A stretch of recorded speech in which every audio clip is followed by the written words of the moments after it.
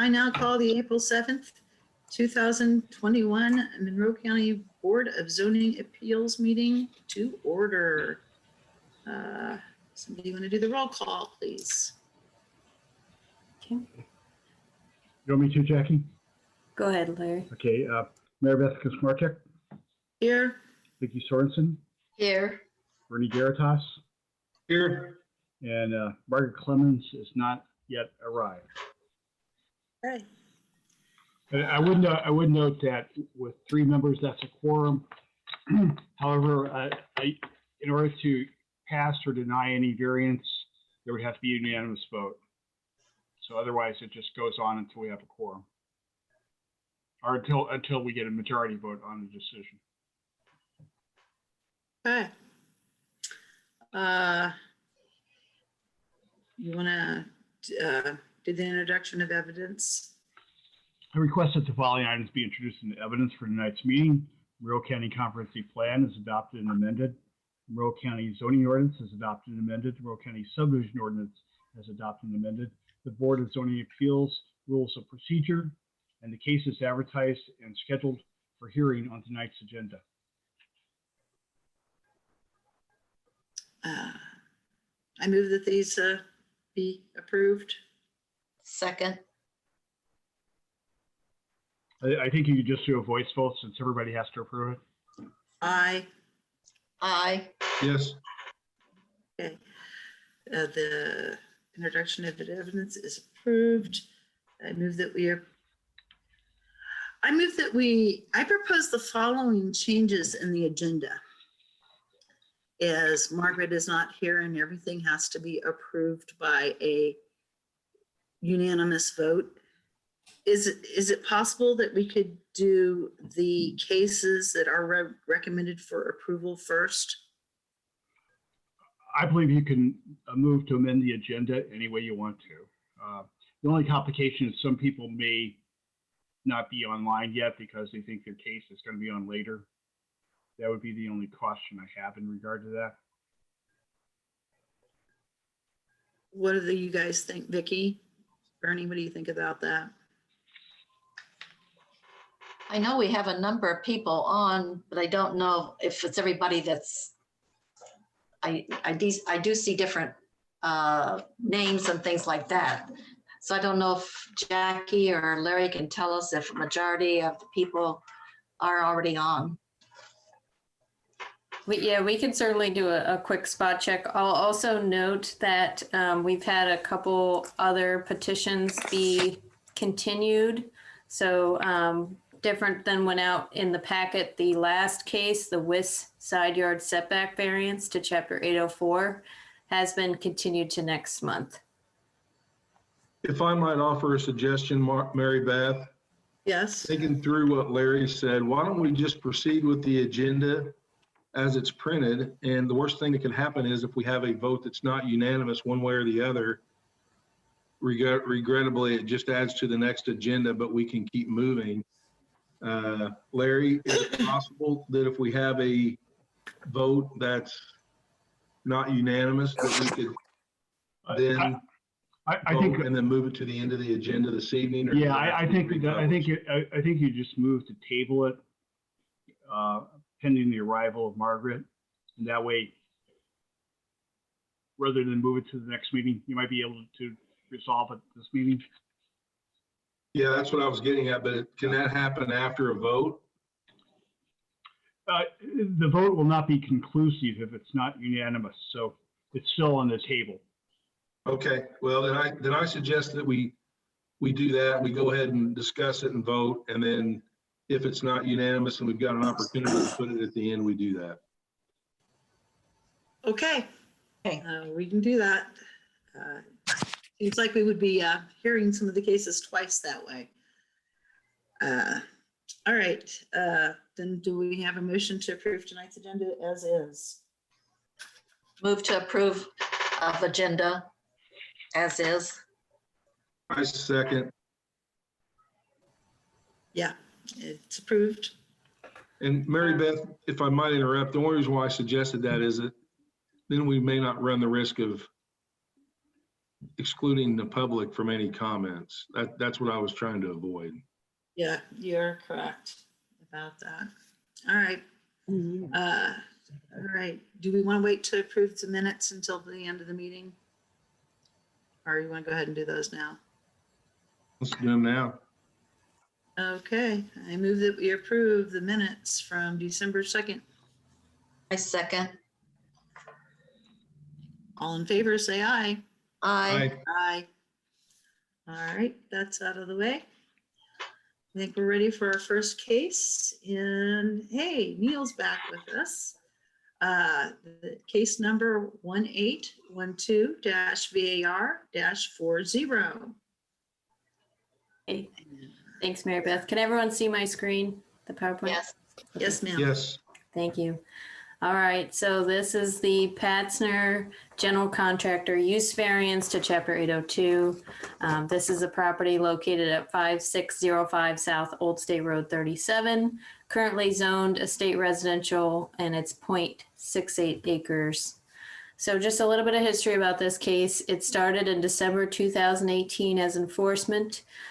We have had no citizen complaints to date, but there is a Riverway Plumbing is being run out of a residential lot. And so in order to proceed with running it out of this residentially zoned lot, you may rezone it. You may proceed with a use variance, which is what they're doing in this case, or move the business.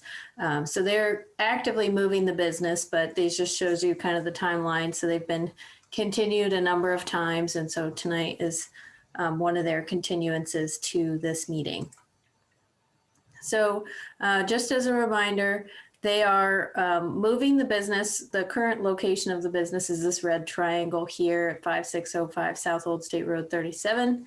And they've actually purchased a property here with this yellow rectangle, and they're actively trying to relocate the business at this location. However, there's been some issues with getting the final grading completed, and there's just been a little bit of safety concerns in terms of opening it up in the timeline for this meeting. So we felt that it wasn't ready yet for occupancy or conditional land use certificate as of March 26th. So we're still working with Mr. Patzner to actively get the building occupied and safely located with all of the improvements minimum necessary to proceed. So as I mentioned, they're currently running the Riverway Plumbing business out of this red triangle location, which contains a single family residence as a rental and then a detached residential accessory structure. So here we are located in Perry Township. And as I mentioned, the current zoning is estate residential, and they're moving it to this pre-existing business zoned lot.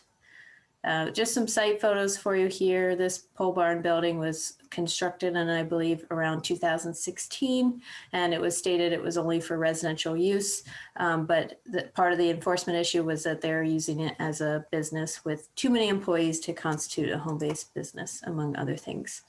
The comprehensive plan has this mixed residential, and just a couple pictometry photos for you as of 2020. So quite a commercial use, and we're frankly happy to see them move over to a commercially zoned property and build the parking facilities and infrastructure that they need for the business.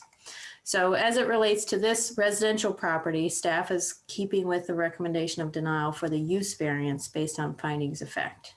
I can take any questions. Any questions? I have a question to Jackie. Sure. Why is he having to come before us again for another variance if you know that he is in the process of moving, but he can't because of the construction right now? Yeah, it's a good question, Vicki. So it was continued at the November meeting to this meeting as the next follow-up. And so because they're not officially moved out of this location, it could be active enforcement if it were denied at tonight's meeting. So in order to keep with the recommendation from the last meeting to now, we're just hopefully bridging that gap. And then the case is moot once he's moved the business, and you won't see it anymore. Okay, thank you. Yeah. Okay. Is the petitioner here this evening? I don't see them on, Mary Beth, at this point. okay, that's unusual. Do we have any indication as to when they will be complete with the construction and when he will be able to move out of this building? Very soon. My understanding is that most of the building is complete, and the main issue that staff had was that they were doing some earth moving kind of later because of the weather conditions to do things like the commercial septic and things like that. And so there were just some areas that weren't final graded and stockpiles. It just wasn't ready for the public or employees, frankly, to locate the business there yet. So we're thinking, you know, if not this month or next month, they should be able to get it all completed. Jackie, what is the date, the BZA agenda date for June? That would be Bernie? June 2nd. The what? I think, June 2nd. So does staff reasonably think that by, because if the public doesn't understand how much effort staff puts in sometimes to these projects and look at the list of the continuances and how they're working with Mr. Patzner to keep his business and working while moving to a site that's permitted, this is a great example. So I commend staff for all their hard work on this, because I know this is one of those things they've not been able to shake, and they've been working closely. So my question to you, Jackie, is does staff believe that by June or July that they will be moved? Yes. Okay, so what is the date for the July meeting? I'm thinking the same thing you are, Bernie. July 7. Okay. And that would be, just to give my colleagues a heads up, that would be something I would put in my motion if I was to make a motion on this petition this evening. So Okay. I don't have any other questions. As long as staff is confident that there's legitimate reasons and he's not dragging his feet and he's working in the spirit of what we've been trying to do to keep him moving, then I'm ready to make a motion once we go back to the public and see if there's anybody speaking against the petition. Okay. All right, is the petitioner is not here? Is there anybody else here to speak on behalf of the petition? Seeing none. Is there anybody here to speak that would like to speak against the petition? Seeing none. Bernie, you have a motion? In respect to case number 1812-VAR-40, the chapter 802 use variance, parentheses, general contractor for Neil Patzner at 5605 South Old State Road 37. I move that we continue this petition to the July 7th, 2021 regular meeting of the Monroe County Board of Zoning Appeals. I second that motion. Okay. Larry, you want to call the roll, just for the record? Or can we just, you're on mute, Larry.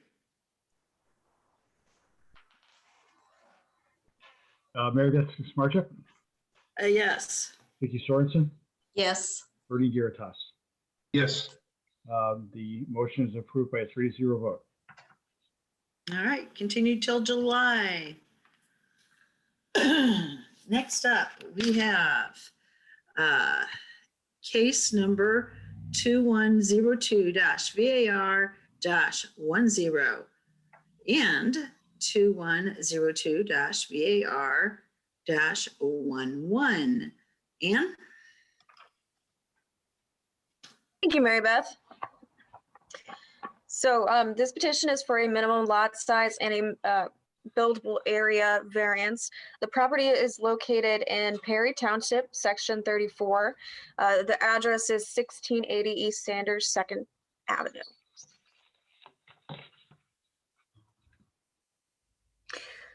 So just a quick summary of the two requests. The property is 1.41 acres. It is zoned conservation residential. So the CR zoning does require a 5-acre minimum lot size. Additionally, the majority of the lot is it contains slopes over 15%. So it's conservation residential and eco area 3. Luckily, it really doesn't get into the 18% slope, but the petitioners, so there's an existing home on the property. It's pretty dilapidated and there's a couple of small sheds. The petitioners want to demolish the existing house and rebuild a little farther back from the road. So like I stated, it is in the small town of Sanders, the zoned conservation residential and eco area 3, and the comprehensive plan does designate this as within the designated communities, or sometimes we refer it as the rural communities area. So I took the petitioner's submitted site plan and went ahead and georeferenced it so that we could see the contours and slope percentage here. So it's not quite right. It's located a little bit more, this looks a lot more yellow right now, but I think the contours are kind of shifted. So the house is mainly in just buildable, a little bit over buildable area. So under 18, over 15% slope. I do like this, staff likes this idea because the existing home is basically right off the road. It's within the setbacks. This would, so there is a little bit of buildable area where the existing house is, but it's not a ton. And the majority of site is sloped. So that does seem to be we found that a practical difficulty was found. So staff is recommending approval for both of the design standards subject to the county highway reports and the MS4 coordinator reports. Does anybody have any questions? Anybody have any questions for Ann? Is the petitioner here? Yes, we're here. Would you like to say anything?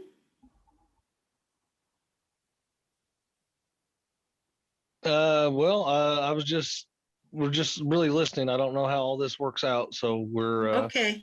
Well, you don't have to speak if you don't want to. okay. That's fine. Unless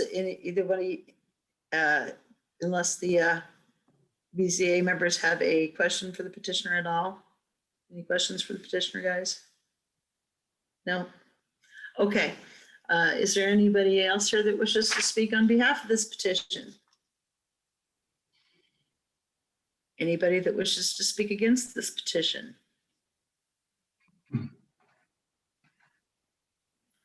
Seeing none, we're ready for a motion. I have one question, Ann. Oh. So the existing house that's not been demolished, correct? Correct. Are they going to live in the house while they're building the second house? I have not heard of any plans for that. Normally that takes a little bit of communication with planning staff just so we can technically have 2 residences permitted. So they can clarify, but I've heard that that's not their intention. I know that it's to demo and then build. Okay, so We do not intend on living in it as we build. okay, so we don't need to put anything in the motion that prior to the occupancy permit of the new home that the existing home needs to be demolished or? Nope, not needed. Okay. Thank you. Okay, case number 2102-VAR-10, minimum lot size variance, and case number 2102-VAR-11, buildable area to chapter 804, located at 1680 East Sanders 2nd Avenue. I'm going to do both of these at the same time, if that's okay, Mary Beth. That's fine. I move that we approve the design standards variance from the minimum lot size requirement of chapter 804 of the Monroe County zoning ordinance based on the findings of fact and subject to the county highway and MS4 coordinator reports.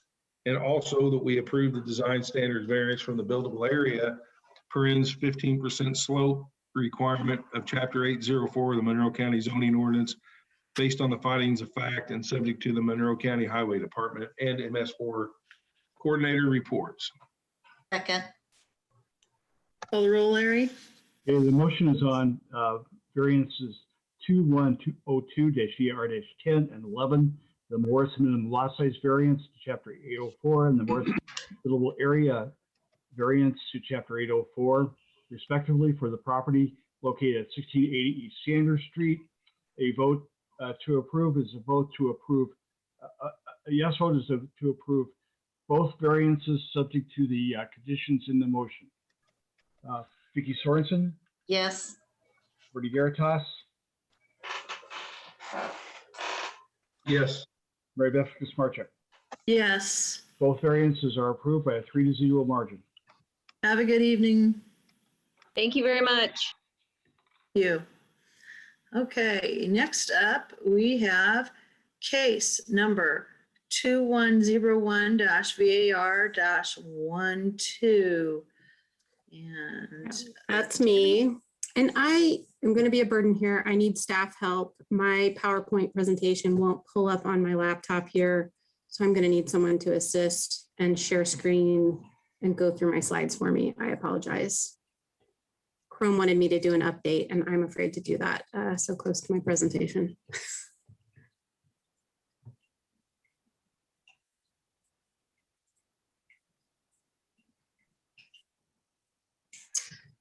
Looks like Jackie, thank you.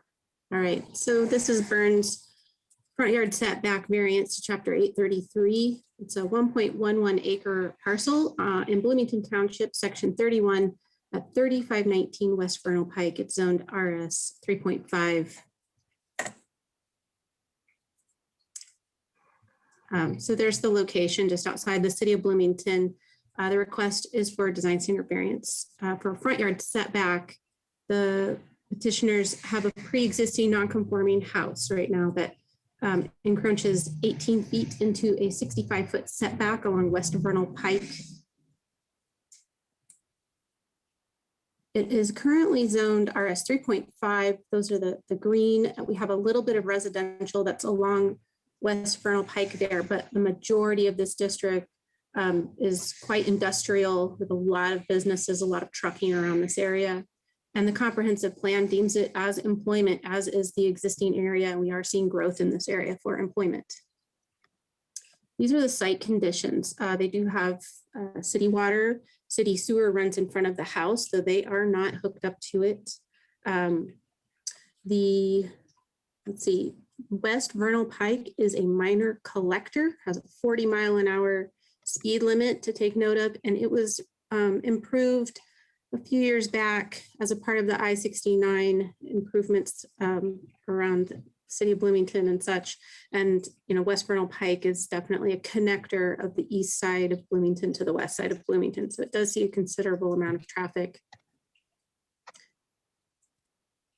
The petitioners, what I have here is their existing house and their driveway configuration with a sidewalk in front that actually bumps out right towards the road there. They do have some steep slopes to contend with, especially on the east side of their house. The slopes are kind of, they drop off significantly.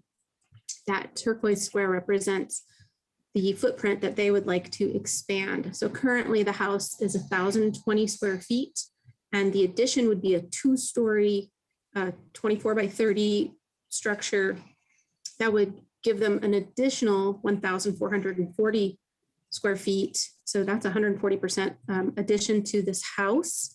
The septic, I believe they're claiming, is to the east of the house there, but just as an oversight of the existing conditions.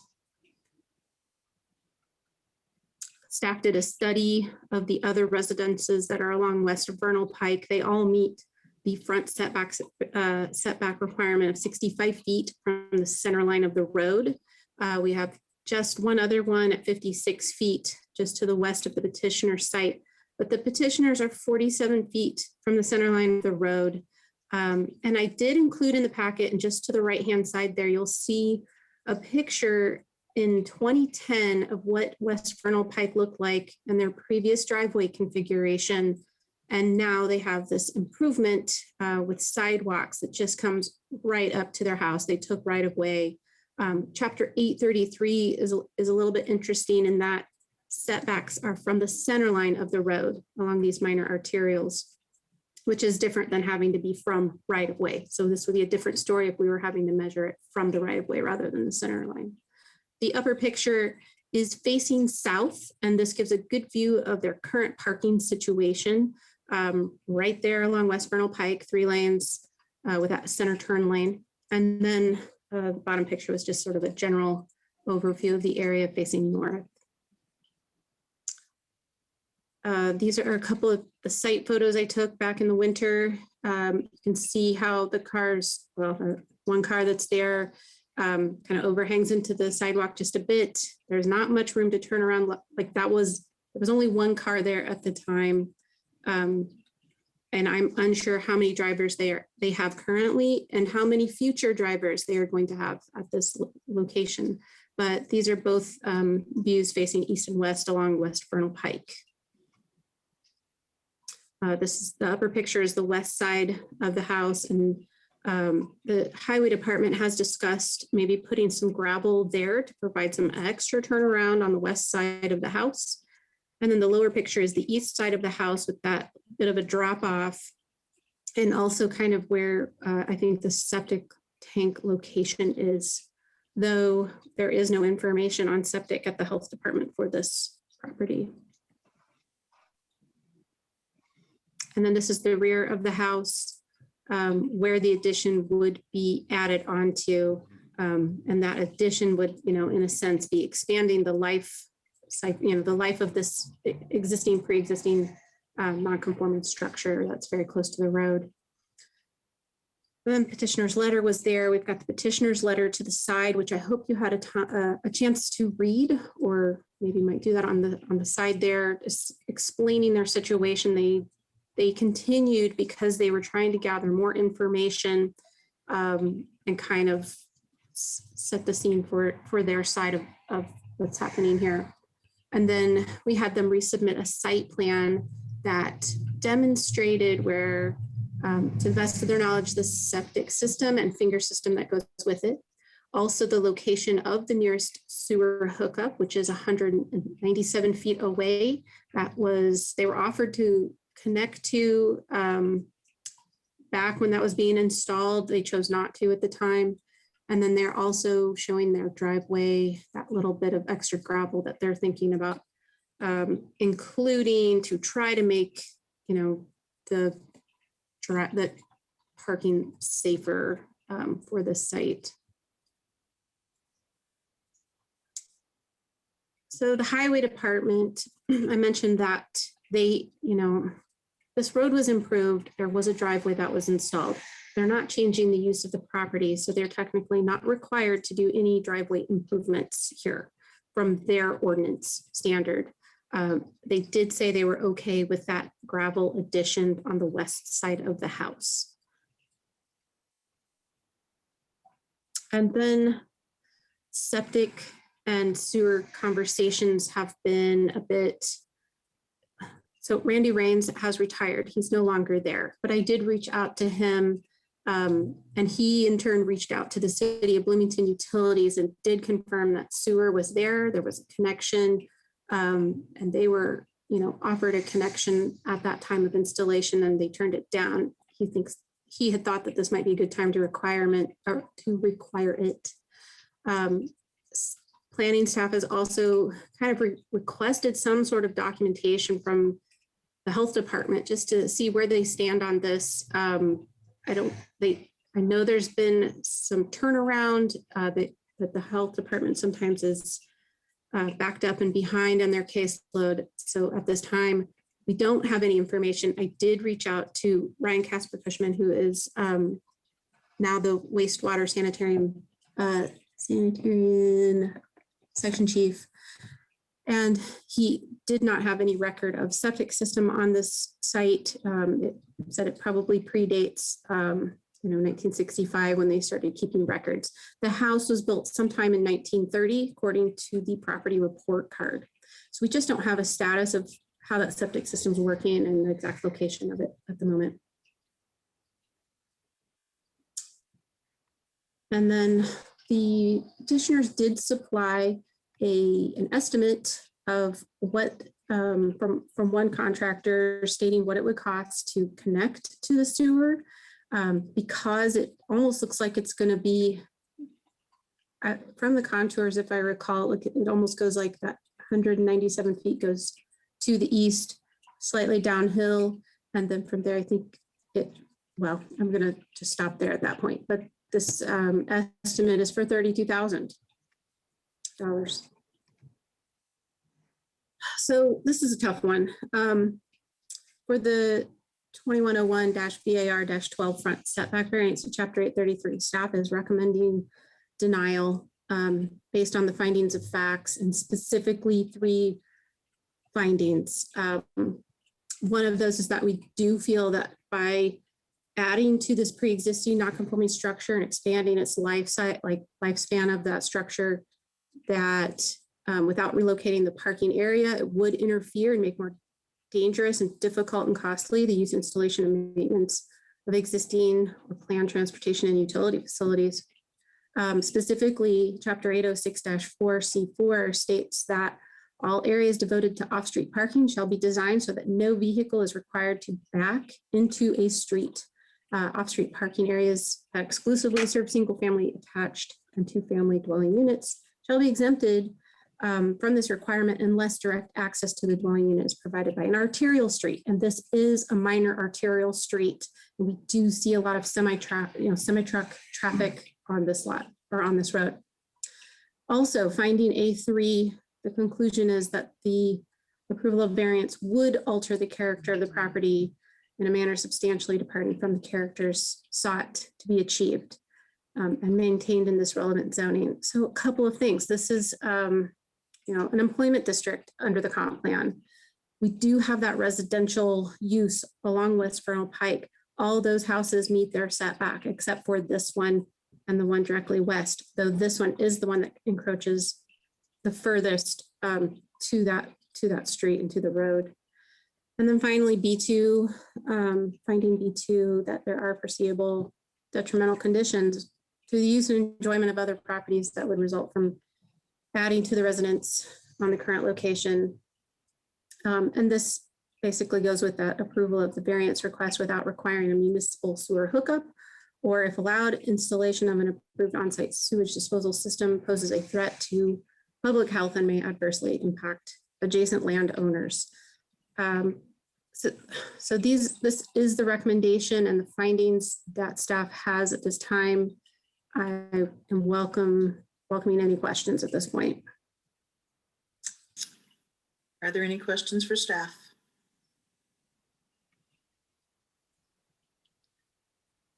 No questions? And I did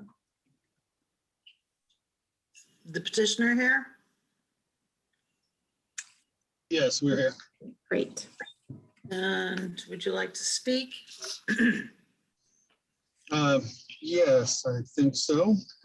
First, thank you. Please state your name. This is Darren Burns. Do you swear to tell the truth and nothing but the truth? Yes. Okay. Thank you. Go ahead, sir. All right. So thank you all for being here. So the first issue of the setback in the current driveway situation. The driveway was technically not designed for backing out onto the road. It was designed simply for us to park the other direction, which we can do, which will facilitate use of the turnaround. And then the septic or sewer, we are perfectly fine with hooking up to sewer or changing our septic system. The only thing that we ask is that it be set to a condition of occupancy permit. That way we have time to seek additional financing while we do the construction project. And I think that's all I have. Okay, any questions for the petitioner? I think I've got maybe one or two, Mary Beth, if I could. Hello? Yeah, go ahead. Oh, sorry. So on your addition, sir, are you looking at adding any bedrooms?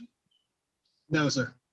So, and it may be in the, I didn't catch it in the staff report, but so what are you're going to add? It's going to have a basement, and then is it just going to be living space?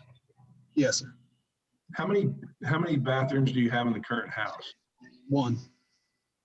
And you're not adding a bathroom with what you're doing here? No. Okay. And I'm assuming that did you own the house when Vernal Pike was improved? Yes. Okay. And then adding the gravel, as I'm looking at the plan that we've got now, you're looking at you've got our gravel turnaround there on the west side of the concrete pad. And right now you're not parking as intended. Is that correct? Correct. So is a part of, could you go back to that last sheet? Yeah, there you go. Thanks, Tammy. I'm wondering if there wouldn't be an ability to add something, or so you're intending to park as that concrete pad was designed. You're going to change that method of parking. Is that your intent? Correct. Have you, and I don't want to get into whether I'm messing up your building permit plans, but I'm just asking the question. On the east side of your house, of the existing structure, that's probably going to be an area where you're going to need to bring in construction equipment and things for the roof, the house addition you're planning. All equipment can come in on the west side. Okay. Okay. Because the other question I've got is you show 17 feet from the property line to the house. Have you issued any sort of building permit application yet so you can define exactly how far the house is going to be off of the property line? We did initially submit a building permit application. That's what began this process. Okay, and was that something where you know for sure where your west property line is, where you can dimension it accurately? Yes. Yeah, we have the original fence line still up.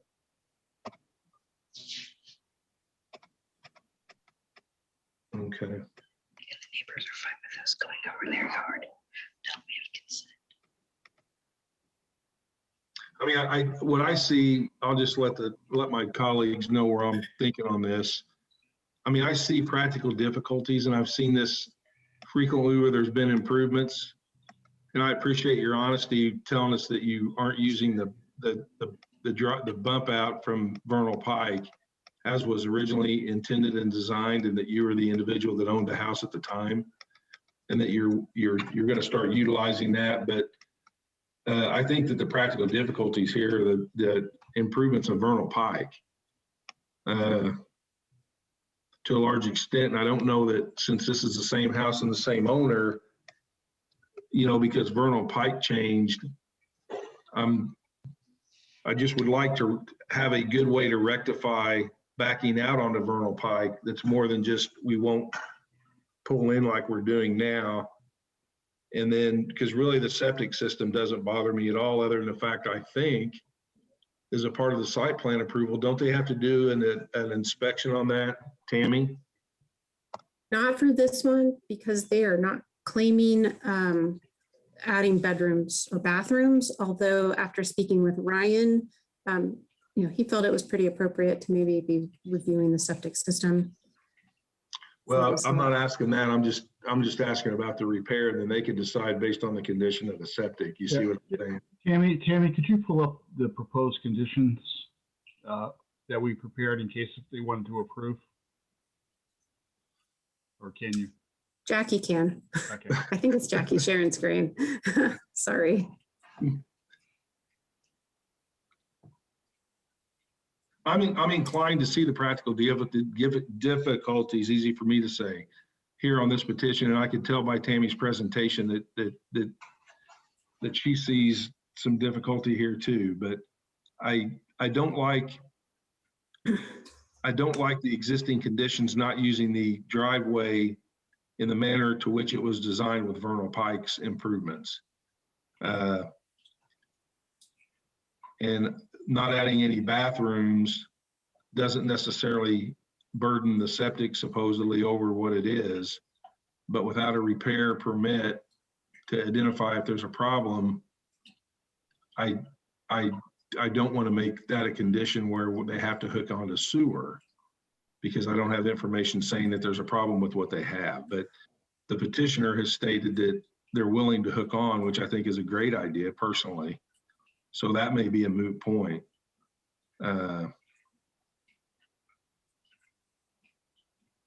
So I guess that's all I've got right now, Mary Beth. I'm happy to listen to the public, and then we can discuss it together again if you'd like. Okay. Bernie, I'll say real quickly, I don't think our concern is so as much with the addition as it is with the cars backing out on the vernal and the lack of any evidence that there's a functioning septic system. Okay, or even where it is, for sure. And we've got kind of a solution there, because if I understood the petitioner, they're willing to connect onto the sewer. Is that correct? Is that right, Mr. Burns? Yes, it is. Well, if you look at the two conditions we have on approval that we're going to suggest, take a look at those and see what you think. Mm-hmm. Can you see those, Bernie? Mm-hmm. Yeah, I Okay. see those. Thank you. All right. Is there anybody else here from the public that would like to speak on behalf of this petition? Seeing none. Is there anyone here that would like to speak against this petition? Seeing none. Bernie, did you have a motion? Yeah, I can try. Can I ask one more, can I ask a question? Yes, ma'am. This kind of came up. And looking at the property, so where would you put a new parking area? Everything looks so close together. Well, if they can pull construction equipment along the, I guess, the west side to go to the back of the lot, they can certainly drive cars back there to park, Okay. I would think.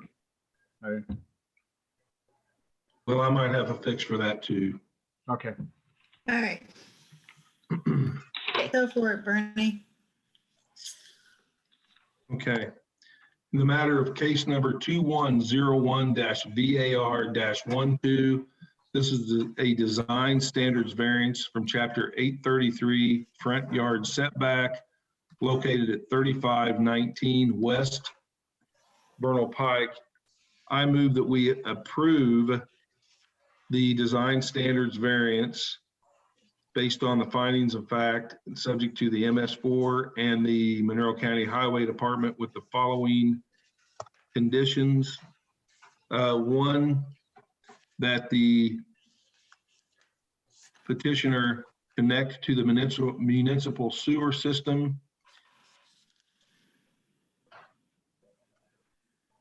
And two, that the parking area be located to the west side or rear of the house so that cars cannot back out onto the minor collector road, Vernal Pike.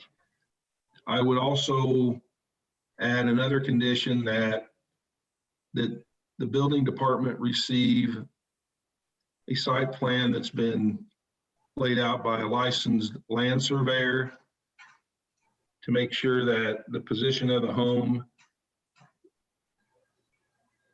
is adequate to meet the ordinance, and that in the event there's not enough room on the west side of the house that a parking area can't be put on, that they've got the ability to move the parking area to the east side of the home. Can I question one thing, Bernie? Absolutely. On connect to the municipal sewer system, should we put in there, in the event the Monroe County Health Department determines sewer connection is not feasible? No, because the petitioner's already said that he's expecting, that they are expecting to connect to the sewer. Okay. So I think that's taken the Monroe County Health Department out of the equation. Okay. Thank you. Staff, Tammy, are you okay with that assessment? Yes, my only concern is that I have heard that sometimes I'm not part of the health department, but I have heard that if the estimate is a significant amount above of a certain amount, that they might consider septic being still a reasonable option. So in which case a repair permit might be valid. In this case, we don't have enough information. We're just kind of missing that communication with the health department in this sense. One of the issues is there is actually a legal requirement to connect to a sewer if it's available within 300 feet, I think, or 300 yards, something like that. I think it's 400 feet. That's Yeah. what I had. Yeah, so I mean, they really are obligated to hook on. There may be some exemptions for that under certain circumstances, but basically the requirement is if there's a sewer in front of your house, you need to hook on under basically state regulations. Well, I'll leave it the way I have it. And if, based on that, the petitioner, again, since he's agreed that his plan is to do that, so I'm assuming he knows what the cost is, that he can always bring it back for another variance petition. And I don't necessarily want to put him through that, but I'm just trying to reconcile what we have in front of us and work with the best information we have. And I do think practical difficulties are there with Vernal Pike. So I think I'm okay with what I've got. Okay. And I will second that. Okay, Larry, please call the roll. Okay, the motion is on variance number 2102-ER-12, Burns front yard setback variance from chapter 833 for the real estate located at 3519 West Vernal Pike. The motion is to approve the variance subject to the following conditions. One, connection to the municipal sewer that's available on Vernal, moving parking to the west side, or in the event that is not feasible, to another location outside of, so that cars do not have to park so that they back out on the Vernal. And three, that a site plan be submitted by a licensed surveyor to accompany the building permit. Perfect. Okay. Again, a yes motion is motion approved with those conditions. Mary Beth Kasmarchik, Yes. Vicki Sorensen, Yes. Bernie Garitas. Yes. Variance is approved 3-0 with the conditions set forth. Nice work, All right. Tammy.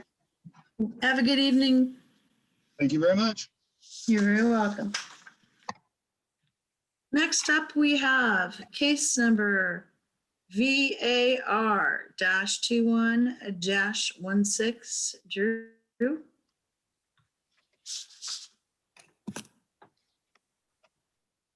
Hello, everyone. Can you hear me okay? Yes, we can. Okay, great. All right, so this is VAR-21-16, the Curry buildable area and Eco Area 1 variance, chapters 804, 825 respectively. This property is located at 3595 North Hinkle Road. It is adjacent to the Lake Griffey nature area. It is zoned state residential 2.5 and is also in the Eco Area 1 zone. The township is Bloomington and it's in section 22. So to start off, this petition site is technically a 6.71 acre property split into 2 tracts by deed. Both tracts are on one deed, listing as 3.59 acres for one of the tracts and 3.12 acres for the other. Now, the structure in question during this presentation will be on the property, or the tract that is 3.59 acres. So overall, the petitioner is requesting 2 design standards variances with the purpose of restoring / renovating the existing approximately 656 square foot single family residence. They plan to expand its footprint by 81 square feet and as well as construct a new elevated deck onto the attached to the structure. The existing residence is classified as pre-existing non-conforming because it is in sloped areas greater than 15% per Chapter 804, as well as sloped areas greater than 12% per Chapter 825. Here we have the location map. So you'll note that the red polygon here is the tract with the 3.59 acres. And then the property immediately to the east of that is also part of the same property technically. They're both on the same deed as separate tracts, but right here, I just have highlighted the one that has the structure on it. Here we have the zoning map as well as the comprehensive plan map. As I said before, it is zoned RE 2.5. The comprehensive plan has it designated as farm and forest. Here we have the site conditions map as well as the slope map. As I stated before, there is an existing single family dwelling on the property. The site receives access off of North Hinkle Road, which is designated as a local road. There is no DNR or FEMA floodplain delineated on the petition site, and there are no known karst features as well. It is located in Area 1 of the Environmental Constraints Overlay with respect to the Griffey Lake watershed. And the majority of the petition site does exhibit slopes greater than 12% and 15% for the relevant zoning chapters. Now we'll go through some site photographs here. This is the driveway cut coming off of North Hinkle Road.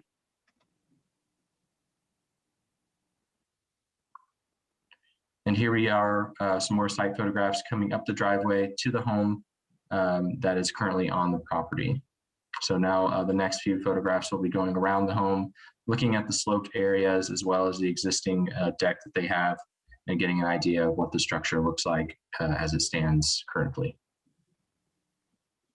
So you can kind of get an idea for where those sloped areas are in these pictures here.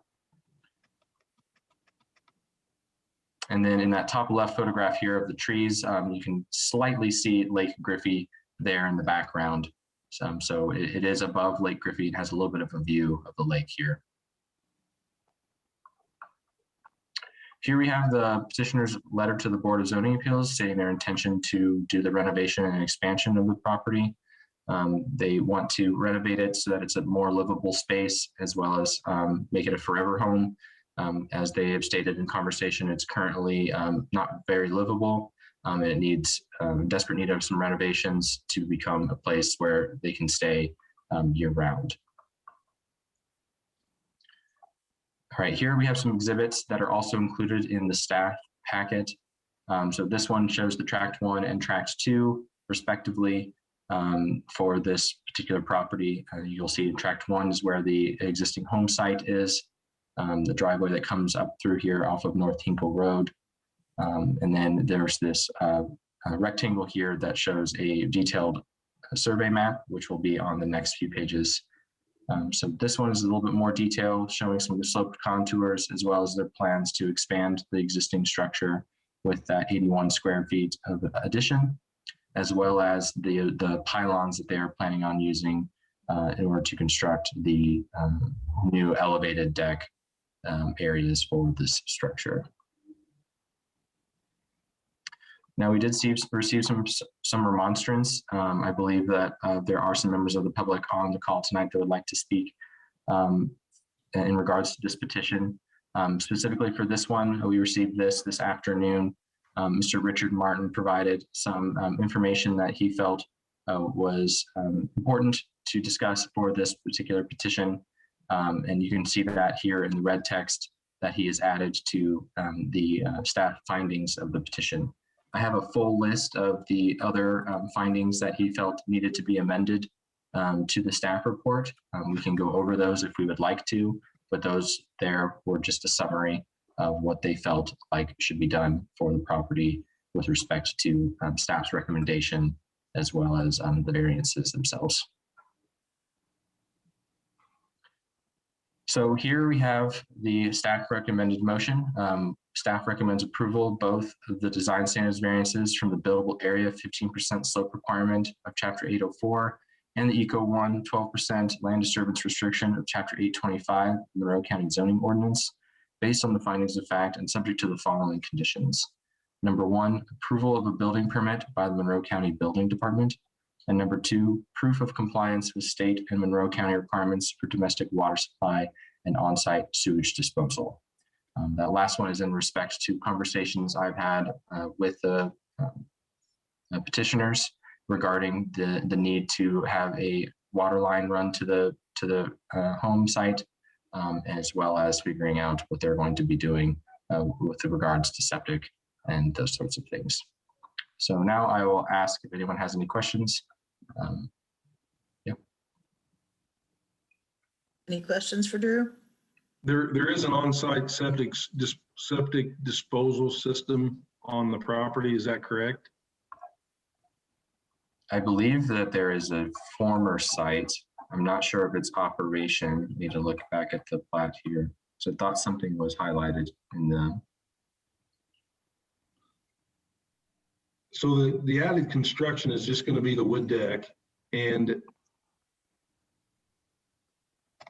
maybe I missed something. There's no one living in the home now. I do not believe so.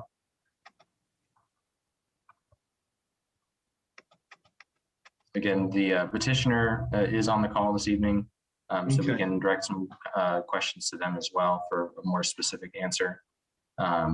I don't, looking back at the site plan, I don't believe that there is a septic site delineated for the property. So that is something that would be covered in the condition of approval of number 2 to make sure that we did have that on file and that there was an acceptable site for that if there isn't one already.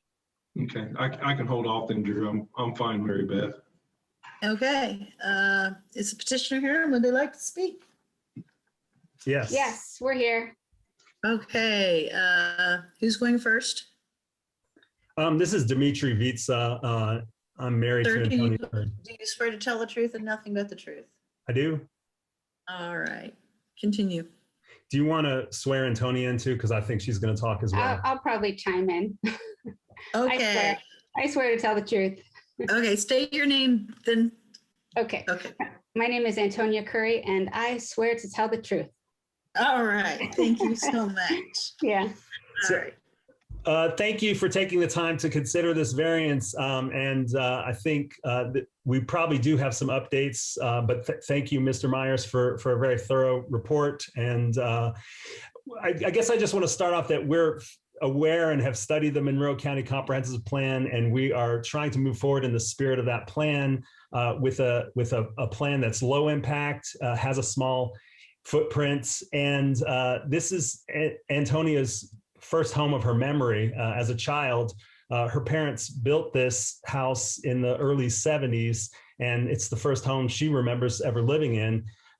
Like a lot of people during the pandemic, we spent a lot of time going out to the woods and have reconnected with the magic that is Lake Griffey in the area. And we've got a 12-year-old son who's spending a little too much time on YouTube and video gaming. So we want to have a chance to really have him experience the magic of Lake Griffey and this family home before he's too old to and moves away.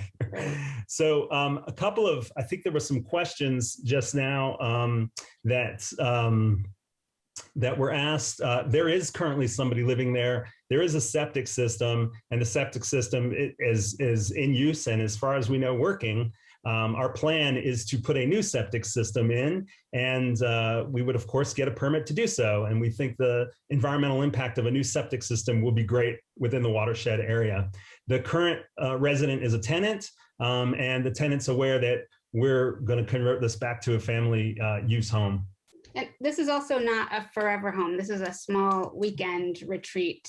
So it's going to get light use as well as hopefully light impact on the land.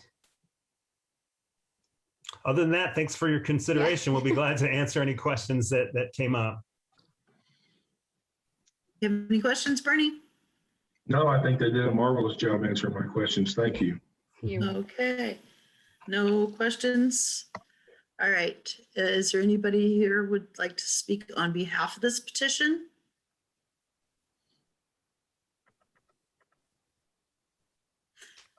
Seeing none, is there anyone here that would like to speak against this petition? Yes. Okay, could you state your name? I am Richard Martin. And Richard, do you swear to tell the truth and nothing but the truth? I do. All right, thank you, sir. I have been a resident of this area since 1968.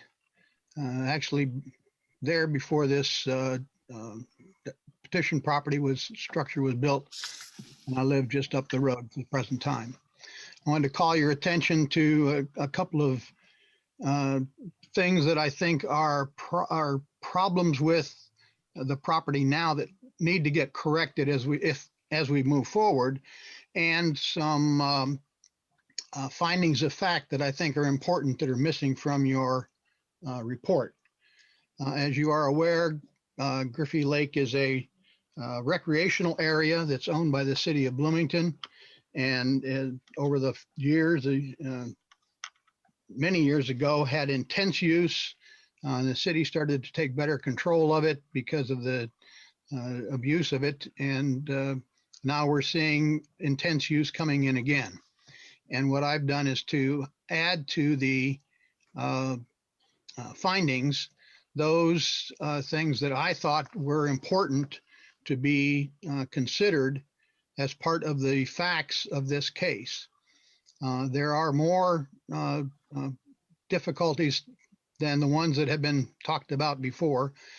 First is that this will be a significant expansion of the footprint of the property, which is the only one you can see from Griffey Lake.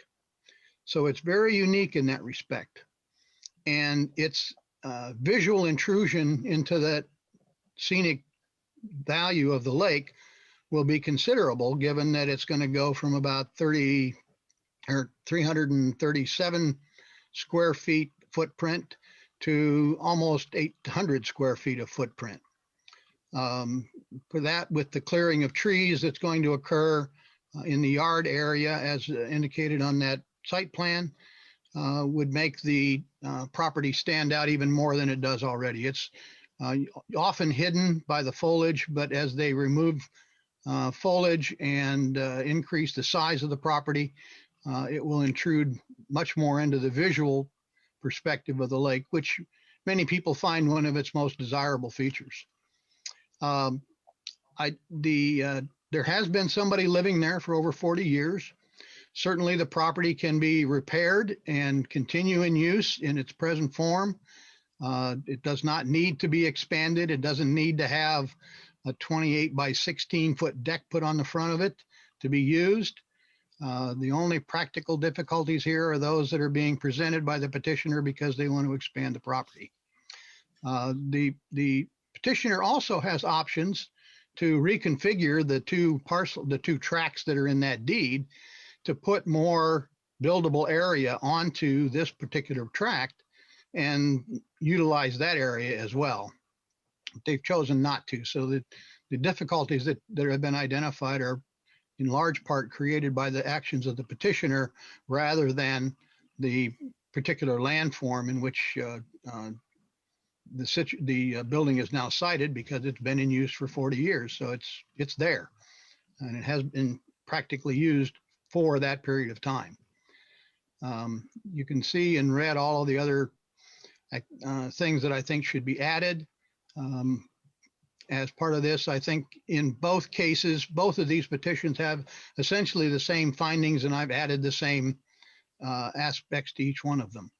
And there is a particular problem at the roadway. If you go back and you look at the first two photographs that were presented showing the driveway cut. When the driveway was cut into the side of the hill, it exposed what I call a seep, which is a drainage which comes across the sandstone shelf, which is part of this landform here. And about where, if you project back where the sign is, the ordinance or the case sign is, onto the far slope, often we will see water running out of that particular part of the slope after a heavy rain. And in fact, if you look on the second one, just at the base or just past the end of the mailbox, you'll see that darkening on the road. That's an evidence of where the water ends up on the road. And in the wintertime, that freezes. So we get a slick spot on the road coming off of this. And it appears to come from the seep rather than from the ditch. I think there is a culvert underneath this driveway. I'm not sure, but I think there is. But it's the water that comes out of that seep, which is going onto the road rather than into the ditch. And this needs to be reconfigured in such a way that that water runs into the ditch, probably up here by the mailbox, by manipulating somehow the grade of the driveway so that the water doesn't go on the road. Because in the wintertime, it does pose a hazard for us. And that needs to be taken care of in particular.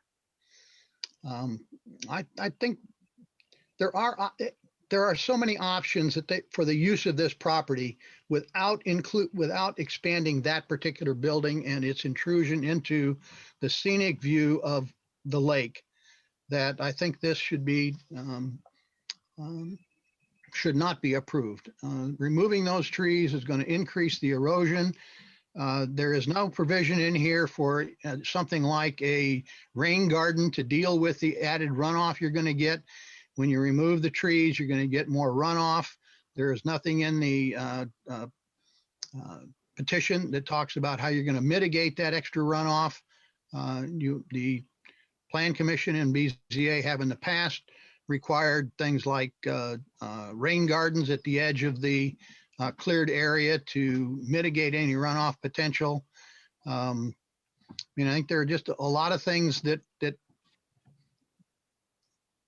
indicate that this is not a good idea to do this at this point in time, and that they can use the property as it has been used and can renovate the house and use it occasionally, as was stated they would probably do, without increasing its footprint or without putting this very large deck on it, which turns out to be, in square footage, a footprint as big as the house itself. So, and we have to remember that when you do this, whatever you do transcends, it goes to the property, not to the people that are there. So despite what we might desire, they might desire to use the property in a particular way now, what you do determines what happens to the property after they're done with it as well. And this is a very attractive location. I mean, this could easily become a vacation home or cottage or a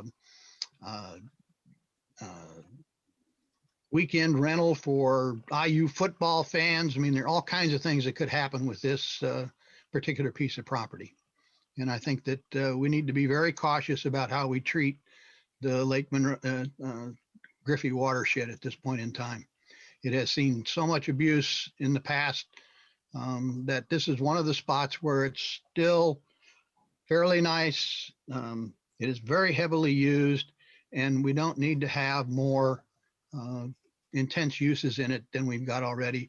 And the property can continue to be used in its present state, and should be used in that way. Thank you for your attention. I'll be glad to answer any questions you might have. Does anybody have any questions for Mr. Martin?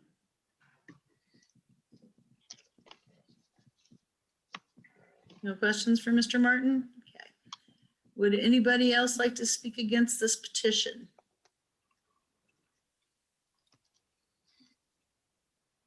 This is the petitioner. Will we have a chance to respond to this?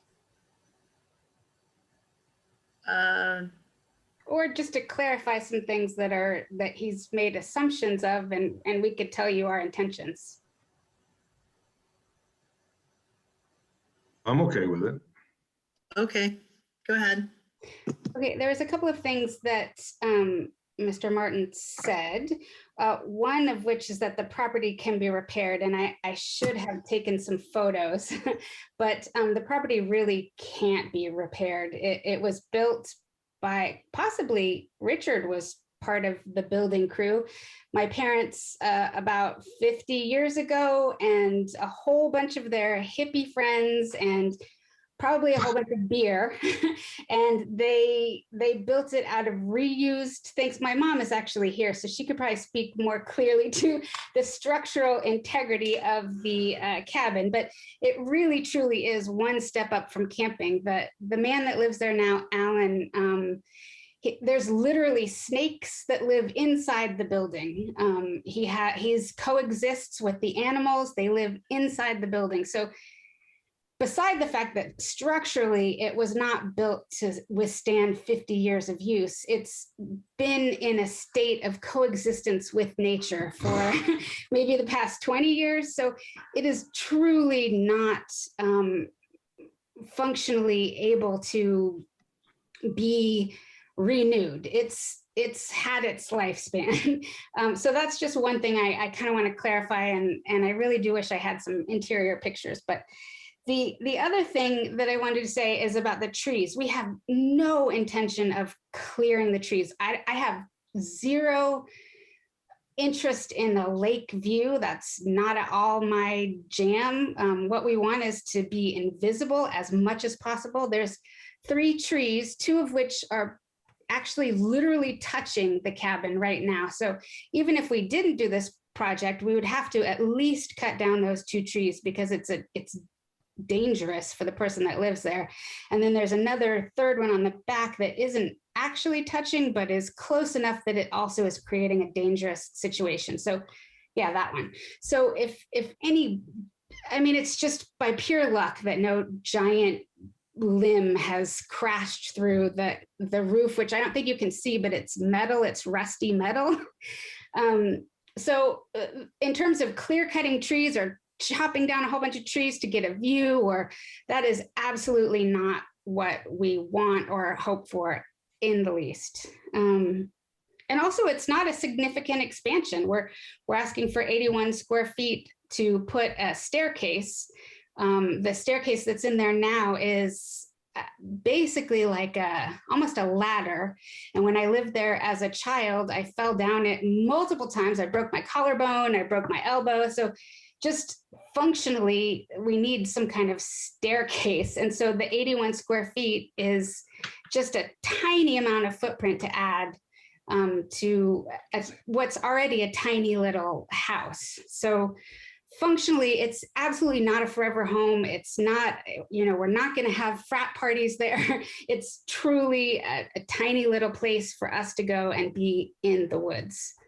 Do you want to say something? Yeah, this is Dimitri. The only other thing I wanted to add was there was an implication that we could reorganize this to go someplace else. But as Mr. Myers on the planning staff pointed out, the lowest impact on the land would be to use the existing space. And in fact, we want to use the existing foundation. From the beginning, we worked with Spring Point Architects, and the first thing we said is we want to stay as close to the existing footprint as possible so that we can be within the spirit of the Monroe Comprehensive Plan, the Monroe County Comprehensive Plan. So the idea of, reconfiguring the land or all of these things is actually, I think, more damaging and would create more problems as well. We don't believe that the few trees that we need to remove just to make this a safe and similarly sized home will have a significant impact that the other community member commented on as well.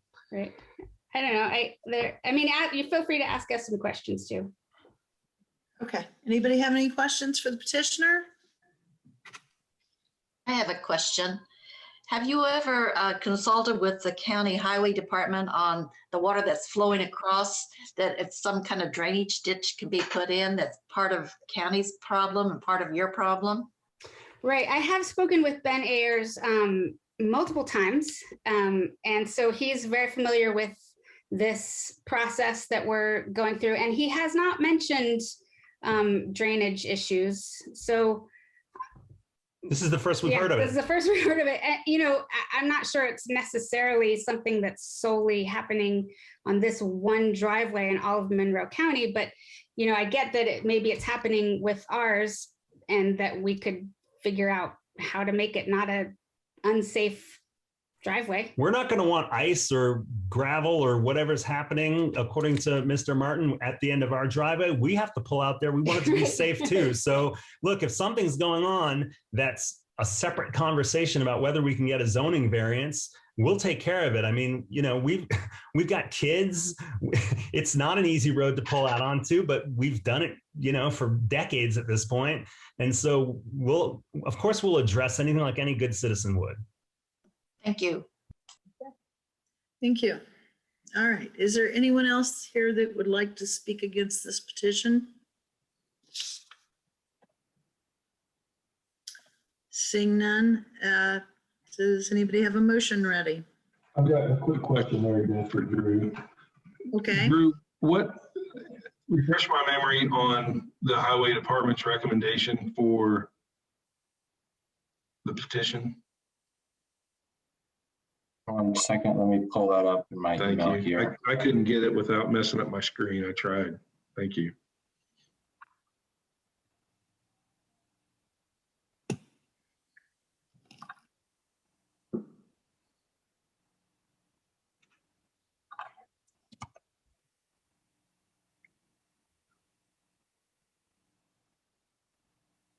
And then while we're looking, and I understand the petitioner said that they are looking to repair or install a septic system on the site. Is that correct? That is correct. My mom had been planning to build a house there, maybe. Okay, thank you. Yeah, okay. That covered me. Thank you very Okay. much.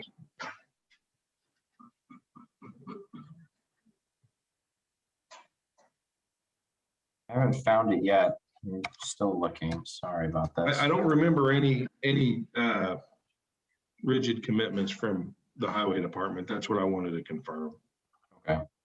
Sorry to delay. Let me look at another device here.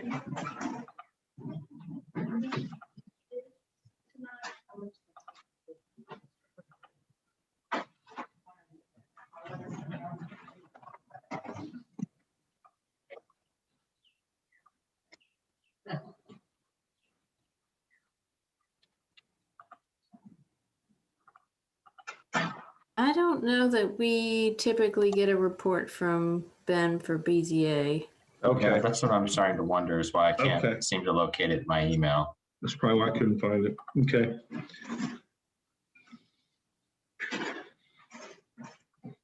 Okay. Any other questions, Bernie? No, that's it. Okay.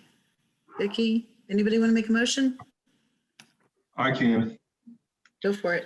Okay, in the matter of case number VAR-21-16, this is a design standard variance from chapter 804 of the buildable area and a design standards variance for chapter 825 for the environmental constraints overlay area 1 at 3595, North Hinkle Road. I move that we approve both of the design standard variances from the buildable area requirement of chapter 804 and the eco area 1 land disturbance restriction of chapter 825 of the Monroe County zoning ordinance and based upon the findings of fact, subject to the following conditions. 1, that approval of a building permit by the Monroe County Building Department.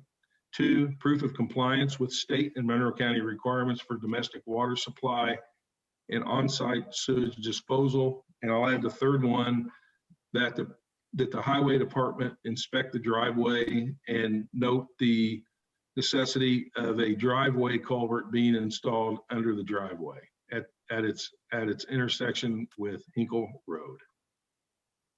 Second. All right, Larry, please call the roll.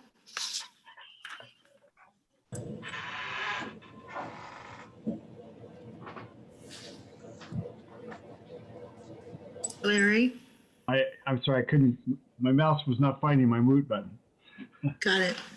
Okay, the vote is on variance number 21-16.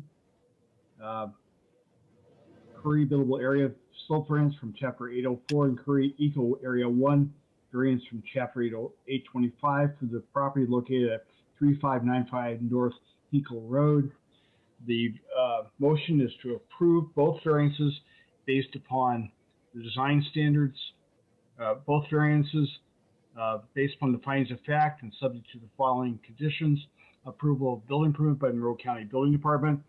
2, proof of compliance with state and Monroe County requirements for domestic water supply and on-site sewage disposal system, and inspection of the driveway entry for evaluation by the Monroe County Highway Department as to the necessity of installing a new or improved culvert under the road, culvert pipe under the road. Does that work for everyone? That works. Yes. Okay, again, a motion favors a vote to approve both variances with conditions. Vicki Sorensen, Yes. Woody Garitas, Yes. Rebecca Smarchuk. Yes. Okay, the variance is approved. Both variances are approved by a 3-0 vote. All right. Thank you. And you have a good evening. Thank you, you too. Thank you. All right. And watch out for snakes. Okay. Next up, we have case number VAR-21-17. Rebecca? Hi, good evening, everyone. Sorry, let me Good evening. get organized here. Share screens. Front yard.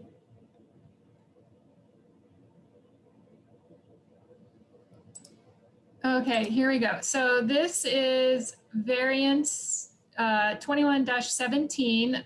It's a request to the 12% slope requirement related to chapter 825 for parcels that fall inside environmental constraint overlay zones. This is for one parcel that contains 5 acres located at 5337 East Prince Road in Hiltonville. That's Clear Creek Township, section 36. The reason for the request is to construct a 30-foot by 30-foot detached garage that will provide parking for elder care providers and also for a specialized RV that the petitioners intend to use as they age.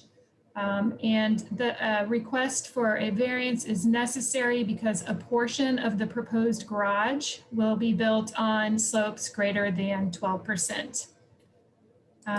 So the parcel is currently zoned forest reserve. It's pretty well sloped across the parcel, and that includes both 12% slope and 15% slope. Regarding the site conditions, there are no signs of karst features. And this property is currently on septic. The comprehensive plan has this parcel designated as rural residential. Looking at site photos here, the picture on the left is looking west towards Lake Monroe, and where that tank is essentially is where the front of the garage will be located. And then the picture on the right is just the opposite. It's a mirror image. So now I'm looking east, sort of trying to capture just any slope present there. This is an interesting site because where the petitioner is proposing to put the garage, it's actually not as sloped. It actually slopes down sort of gradually, and then it really dips down quite a bit towards the lake, but where they are wanting to put the garage, it's less sloped. Picture on the left is the existing single-family residence that is present on the lot. Picture on the right is or the notice sign. This is a very quiet road. It's a local road. It dead ends. And beyond the petitioner's house, towards the dead end side of the road are just two other residences. This is the site plan the petitioner submitted. Can you guys see my mouse, my cursor? Okay, great. So this is the single family residence that's been here since the 90s. This is the proposed new garage. On this side of the house is their septic field. And then all, going west down towards the lake, it's quite sloped. So our recommended motion is to approve the design standard variance request to chapter 825-4 parentheses C parentheses 1 based on findings of fact. In this case, staff did find that there's practical difficulty in the use of the property, just considering the configuration of the lot, the existing house and septic system and slopes all come together to create a hardship for the petitioner. And really, in this case, there was no other suitable place to locate the garage. And again, the garage is, part of their overall plan to stay longer in the house and age in place. With that, I will take any questions. Any questions for staff? Nope. Is the petitioner here and would they like to speak? Yes, I'm here. Can you hear me? Yes. Would you like to speak? Yes, my name is Norbert Garvey. Do you swear to tell the truth and nothing but the truth? I do. Thank you, sir. Go ahead. So in my letter that I wrote to the board, I have worked for this couple for the last 25 years, and they're very responsible landowners. And I think Rebecca can attest to that. They keep a very tidy place with no runoff conditions. And the downslope area is heavily wooded all the way to the lake. One of them is over 80. I thought he was a little under 80, but he holds his age well. So he is over 80 and his wife is nearing 80. So they're basically octogenarians, and they want to age in place at their well-loved home. They have no offspring. They lost their only son. They have a RV that can be used for their elder care and for travel conditions for their needs. And then they also want to have a place for elder care people to park. I think Rebecca didn't state that the drive coming in is just single lane, so there is no curbside parking available. And the RV won't fit in their other garage. We have to build a little bit taller garage door to get them in. So they're building something that matches the architectural style of their existing house. And I really don't feel like it's going to interfere with anyone's else's house. And the neighbors there have all been neighbors for 2 decades minimum. And other than that, that's about all I have to say. You can see by the pictures it's well maintained and very well taken care of. Anybody have any questions for Mr. Garvey? I have a question of clarification. You said that the RV is used for elder care. Yes, because of travel difficulties at their age. For one, I wrote, it's during the pandemic times, of course, they were nervous about, they have no offspring here. They lost their child. So they do have some nieces and nephews in Louisville. Occasionally they travel. They don't like to stop or use a bathroom anywhere. So they have decided that that's the safest way for them to be able to travel to and from any location to visit family or to and from any medical needs that they would have. And it can also be conditioned as they begin to fail if they need to for any handicap purpose. They are octogenarians, and they're just making a long-term survival plan to be able to stay on the property. And we're not adding bedrooms or bathrooms. They just want to be able to keep an elder care provider's car out of the way. So. But the elder care provider would not be living in the RV. Oh, no. Oh, no, Okay, sir. No, that's not required. Yes. Okay, thank you. Yeah, I understand. Okay. Thank you. That's good clarification, Larry. Any other questions for Mr. Garvey? None? Is there anyone else here that wishes to speak on behalf of this petition? Seeing none, is there anyone here that would like to speak against this petition?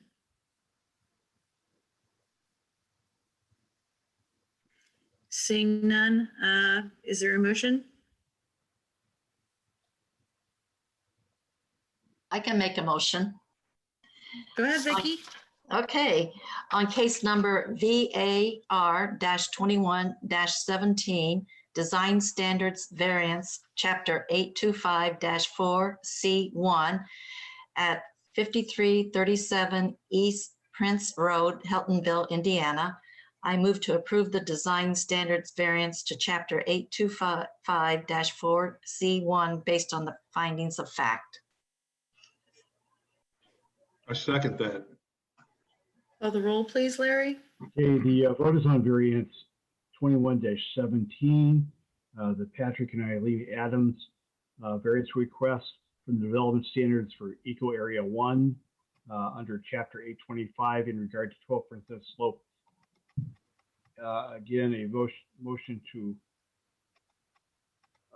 yes vote is to approve the motion, approve the design variance based upon the findings of fact with specific finding that staff finds there practical difficulty in the use of the property. Again, a yes vote is vote to approve the variance. Bernie Garitas? Yes. Mary Beth Marchek? Yes. Vicki Sorensen? Yes. Variance is approved by a 3-0 margin. Thank you. very You have a much. good evening. Thank you. Okay, next up, we have case number VAR-21-19. Tammy? Yep, I'm just trying to figure out how do you make this full screen? You. Press present in the upper right-hand corner. I've lost it. I think. Sorry, Jackie. I think Press this is gonna be escape. No, it's okay. Press escape and then press present in the upper right-hand corner. There you go, right there. Great. Thank you. Yep. All right. So this is variance VAR-21-19 Weber side yard setback variance to Chapter 833. This is a 0.64 acre lot in Bloomington Township, Section 36, located at 4585 East State Road 45, zoned RE 2.5. So it's located just outside of the city of Bloomington limits. Their home currently encroaches 20 feet into a 30-foot setback. So it's 10 feet off of the property line, and they're wanting to do an addition that won't encroach any further. It's zoned RE 2.5. It's also in the environmental constraints overlay area 3. I'm not sure if that's Griffey. I think it's Griffey. Could be Lake Monroe. It's top of the watershed there. And then comprehensive plan has it as rural transition. Rural transition. These are the site conditions. So it is a very narrow lot. And there is an existing house here already, and it's pretty flat. Sorry. Okay, this is the house as seen when driving east. And there is some vegetation in between these two driveways that screen it to some degree. The addition would be located behind the house, kind of behind the vegetation. This is the driveway, so facing north. And again, the addition would be back behind the existing home. This is the eastern property line, and the addition would go where these shrubs are. And then this is an overview of the site. And I will note that there is a very heavily wooded lot beside them. And so there is really no visibility here. You would not see it. And then this is the buffer yard here in the summertime, which is going to make it difficult to see any addition that's put on the site here.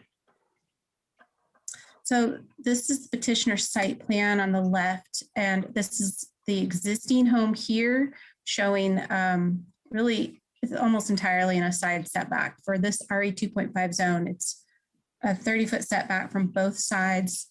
The lot really only has a 12-foot span that is considered buildable. This home was built, oh, I don't have it in here. I think it's built in 1930. It does register as notable on the IHSSI County Survey for Historic Structures. And as a courtesy, I took this to the Historic Preservation Board this month and let them review this petition request. They frankly had no issues with it. There is no building permit submitted yet, so we don't have the architectural design, but because there is such a nice vegetative buffer and the addition is going to be behind the home, they feel like it's not going to impact the visuals of this property. It is not locally designated currently, but I did give them the opportunity to request any, special conditions if needed, and they chose not to. So I think they have confidence in the architect to make this kind of a seamless addition to this historic structure. So staff recommends approval for the side yard setback variance based on the findings of fact. Any questions for staff? Nope. Is the petitioner here and would they like to speak? Yes, I'm, can you hear me? Yes, I can. Thank Could you you. please state your name? James Rosenbarger. I'm an architect and Do I'm you swear working. to tell the truth and nothing but the truth? I do. All right, thank you, sir. Thank you. I think it's been covered pretty well by Mrs. Spearman. This is a couple that plans to make this their home. They've been staying here on weekends and that kind of thing, but are now planning to move to Bloomington. Yeah, you can see the lot, of course, is quite narrow. The buildable area outlined in yellow is pretty tight, and we're not trying to encroach any more into the side yard than the existing house already does. Thanks. Okay. Any questions for Mr. Rosenberger? No questions? Is there anyone else here that would like to speak on behalf of this petition? Anyone who would like to speak against this petition? Seeing none, do you have a motion for me? Vicky? I can do that. On case number VAR-21-19, Design Standards Variance, Chapter 833, Side Yard Setback Requirements at 4585 East State Road 45, I move to approve for the side yard setback design standards variances based on findings of fact. Second. Please call the roll, Larry. Okay, the vote is on variance number 21-19, Weber side yard setback variance of chapter 833. A vote in the favor is a vote to approve the variance based upon the findings of fact from the side yard setback. Maribeth Smartcheck, Yes. Vicki Sorensen, Yes. Bree Garitas. Yes. Variance is approved by 3-0 vote. Thank you. You have a good evening. Thank you very much. You too. Next up, we have case number VAR-21-20. Ann? Thank you, Mary Beth.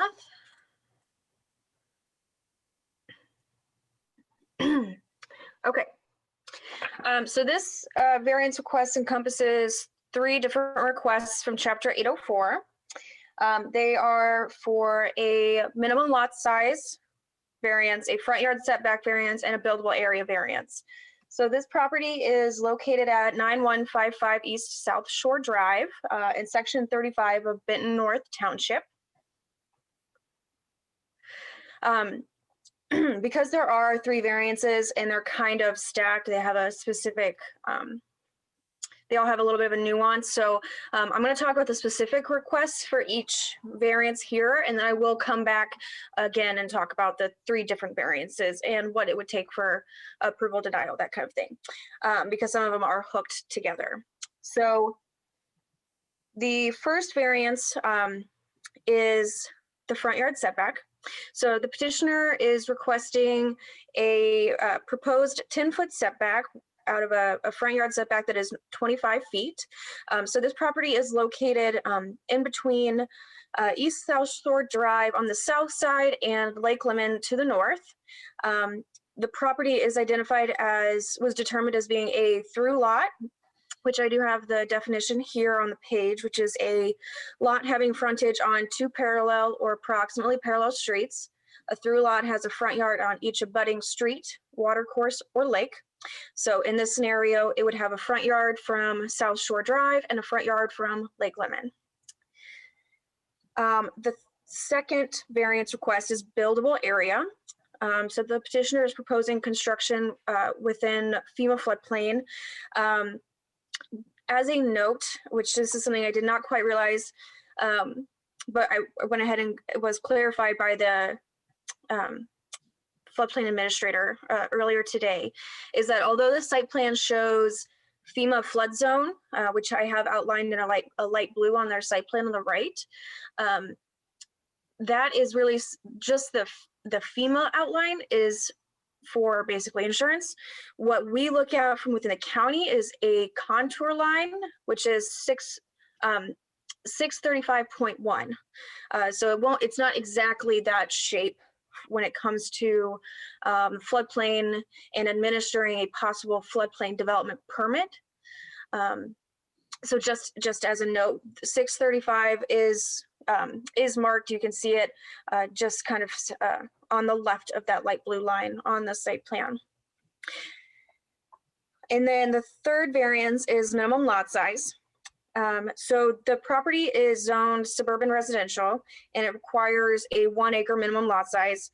There is a condition within Chapter 804 that says if you meet all other design standards, then it is okay to have a lot size that's under 1 acre. Because the petitioner is proposing the 2 other variance requests that are other design standards, the minimum lot size is required. So the petitioner is proposing a 5,800 square foot home of livable space with approximately 4,100 square feet attached garage. Why they're requesting the variances is that they're proposing to have an in-ground pool with a 2-tier deck that would they're proposing to be located within that setback and also within the FEMA floodplain or the 635 contour line. So I already went over this a little bit. Located in Benton North Township, is currently zoned suburban residential, and the comprehensive plan identifies this area as rural residential. So this is a staff generated map on the left, which is not as detailed with the contours as the petitioner site plan. Dog in the way, sorry. And it does show another, just again, approximation of the FEMA floodplain. On the right, there is a parcel size map that we sometimes make if it's relevant for a minimum lot size variance. In this area, a lot of the homes, so the homes on the south side of East South Shore Drive are mainly, there is some suburban residential zoned. There's also Forest Reserve, which has a larger lot size. On the north side of East South Shore is almost all suburban residential. As you can see, there's a lot of the parcels shown here that are under 1 acre. I did a really quick search in the petition review database and saw that, we have, in the past, we've seen 13 different variances for minimum lot size and design standard setbacks along, and that's only 4 addresses along East South Shore Drive. So if you've been on the BZA for a while, we see them pretty regularly for lot size in this area. So it's not unusual that there is a subpar lot size along Lake Lippman. This was, let's see, Exhibit 3. The petitioner provided this illustration of floodplain. And I just thought it was a good illustration of what they're doing. They do have overhead power lines. The property did contain a single family residence that was demolished last year. There is the lake, as we know, along the lake borders in the county, there's the lake is owned by the Lakeland Conservancy. So, it doesn't follow the shoreline exactly. It includes kind of a varying distance of that shoreline. So there is a chunk that you can see up here that is owned by Lake Lippman Conservancy, along with the other parcels that encompass the lake. So what we are looking at are these two parcels and these two addresses right here. Before the petitioner brought it, they were two separate lots and do have two separate addresses.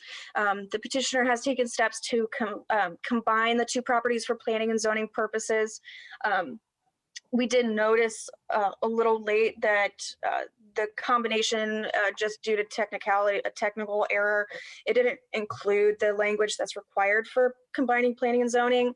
So the petitioners, they're wanting to have it as one lot. They've designed a home for a single lot, so they'll be moving forward with fixing that error. Okay, so to go over the variances again. So to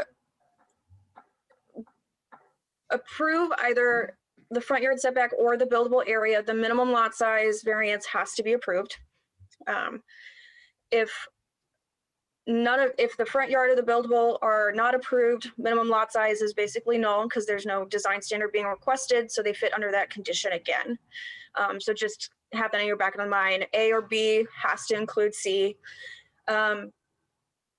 So the front yard setback, if approved, they could have the 10-foot setback for where they're proposing. It would not, approving this would not allow them to build past the 635 contour line. If the buildable area variance is approved, they would be able to build within FEMA floodplain, but that again is contingent upon also the front yard setback, because as you can see, both of these lines are basically, right next to each other. So front yard and buildable have to go together. So it's kind of, you could do the front yard setback if the petitioner wanted to discuss relocating the pool out of floodplain, and then you could maybe do a front yard setback and minimum lot size. So just making sure that, that's made aware that there's a little bit of consideration as to if one gets approved, we need to make sure that the other variance is also approved. So the buildable area variance, so if that's approved, it would allow the petitioner to apply for a floodplain development permit. So assuming they meet all those standards and they go through the process, they'd be able to build in accordance with that permit, but it is a permit process, so it's not an outright given. It just gives them the ability to do that. And let's see. Okay, I think I covered everything here. So staff is recommending denial for all three variances, mainly because these variances are not required in order to develop the petition site with a single family residence.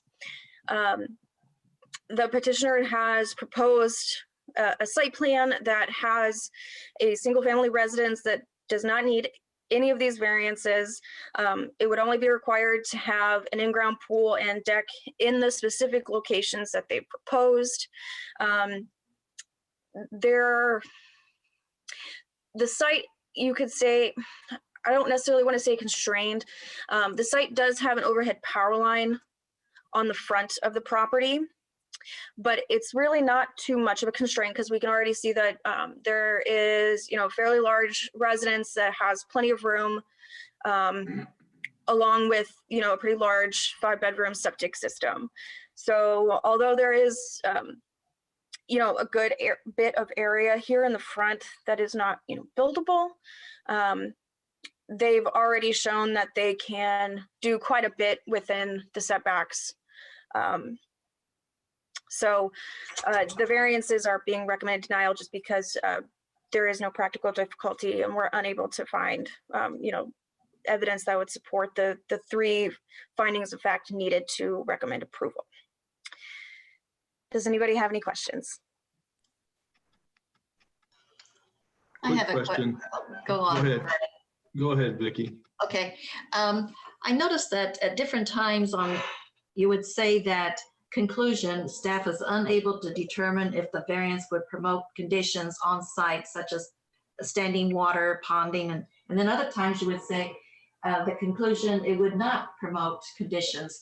What caused the difference that you saw, or is it according to where the land is?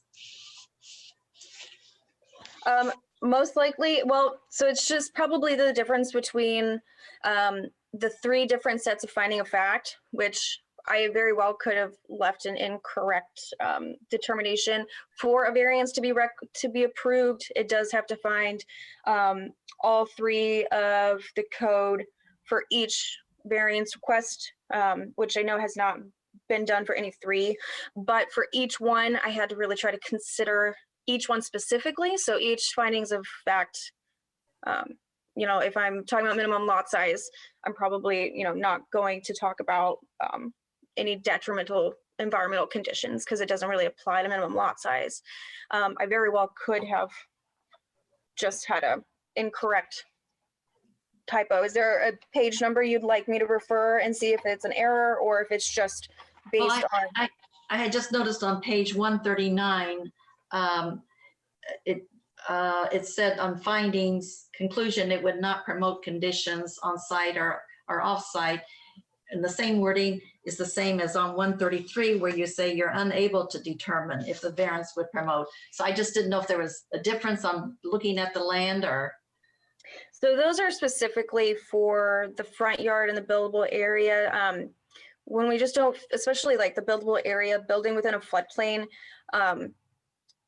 I created that specific wording because I can't necessarily say, if a buildable area variance is approved, the floodplain development permit process would encompass the review that there wouldn't be environmental negative effects. So it's not really I don't have the data to kind of offer a recommendation because there's a whole nother step for that buildable area variance. Does that answer your question, Vicki?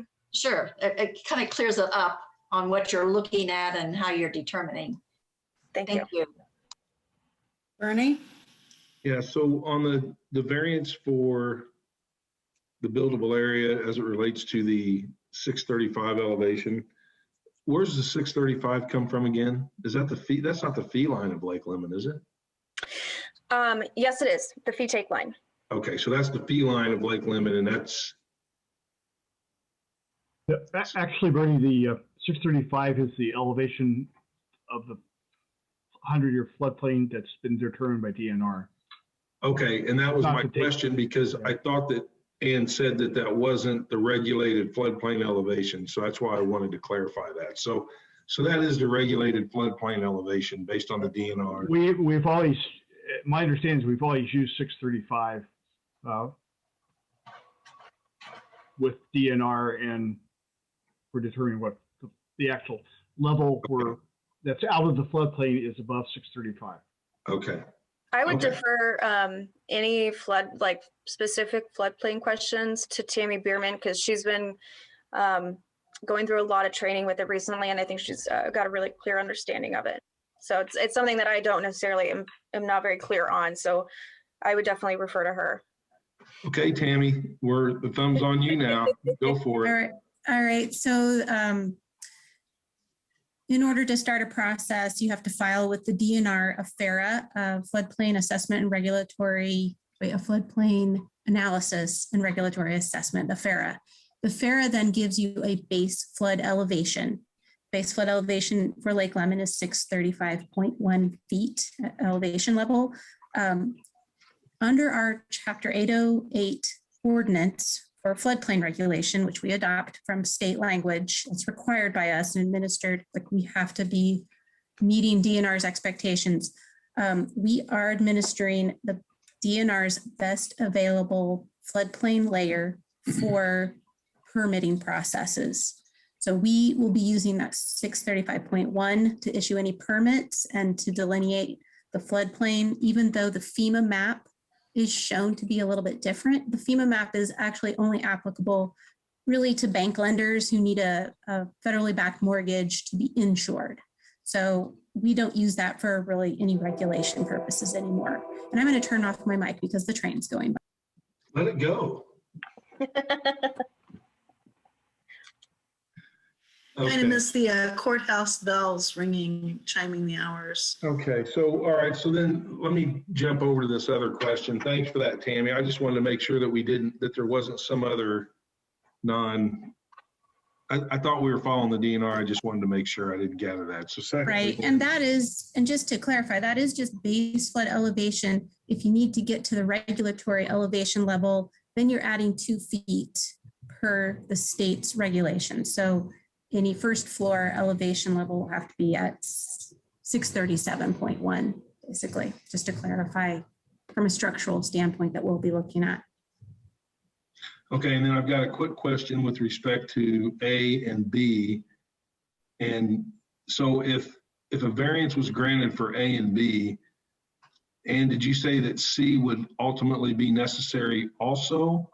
Or I would think if A and B were approved, that C would not be necessary, because then the variance that we're proposing, or the variance that would be put up there, C wouldn't be required because the other 2 have been met. Does that make sense? Yeah, so the way that it's written within Chapter 804, it basically says, if all other design standards are met within the SR zone, a minimum lot size variance is not required. Right. So if A and B were met with a variance, is C necessary? You're saying yes. It would be. Okay. If A and B are approved, C is necessary. If no design standard variances are approved, then C is essentially null. Okay. Okay. Just a couple comments before the petitioner. A couple advantages I see with this is, well, 3 things. It seems fairly consistent with some of the properties that are around the lake, which isn't a heavy criteria for me, but it's just an observation. 2,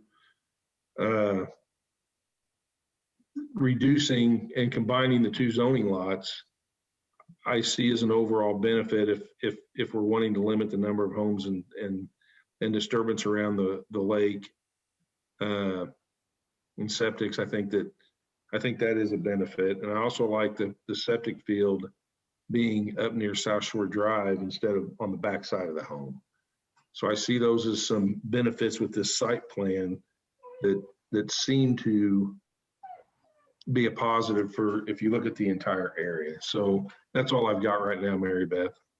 Yeah, and one concern I want to raise, kind of to follow up on Bernie, and I wouldn't probably even know this, except I spent yesterday looking at Duke Energy utility easements and their guidelines and restrictions on what you can do in a utility easement.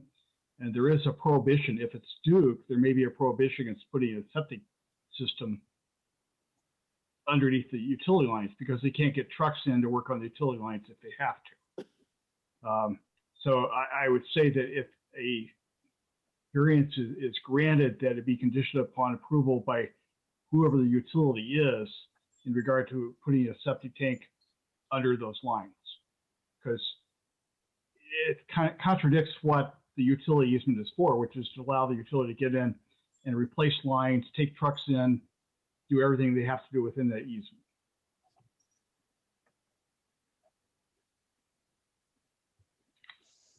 Larry, did you want me to share the document on practical difficulties? Yeah, I would like to go over that, because, you know, whenever we make a negative recommendation on these type of minimum lot questions, it's based on practical difficulties, whether or not the petition shows there are practical difficulties in doing what they want to do. And I wanted to just this is what our ordinance says, because we don't review this very often.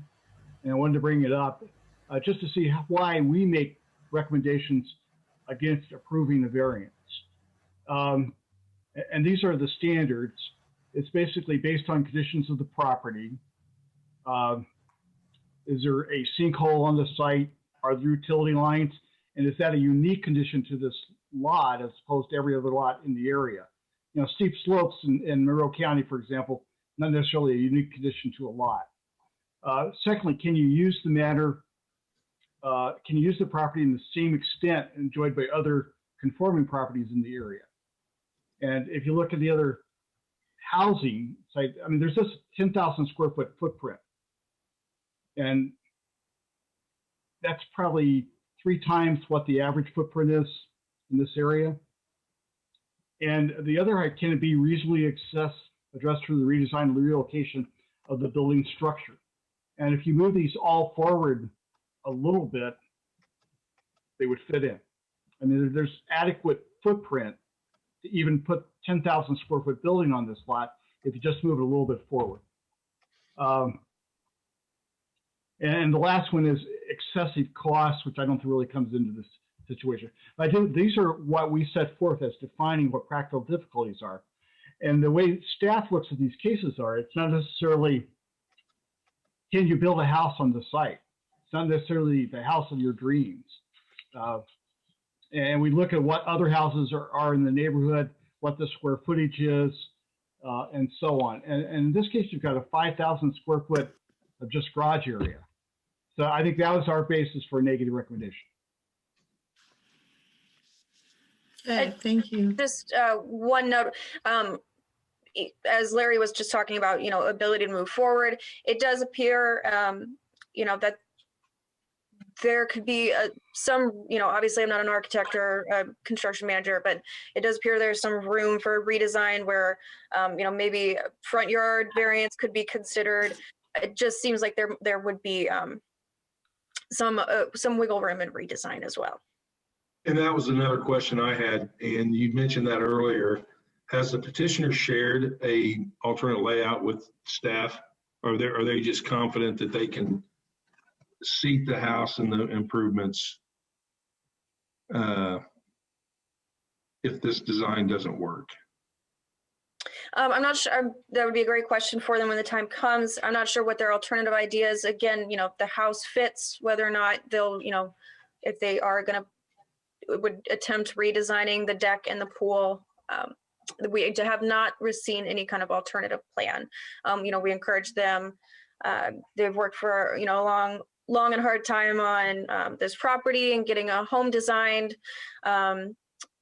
So, you know, we had discussions for quite some time and knew that they were going to be, you know, trying to request their ideal layout. So good question for the petitioners. So you mentioned that earlier, that there was alternative designs, but you've not seen anything that says that they can do that. Correct. Okay, thank you. That's all I've got, Mary Beth. Okay, is the petitioner here and would they like to speak? Yes, we are here. This is Chris and Tina Eason, if you want to swear us both in. State your name. Tina Eason. Chris Eason. Do you swear to tell the truth and nothing but the truth? I swear. I swear. All right, thank you. Thank you.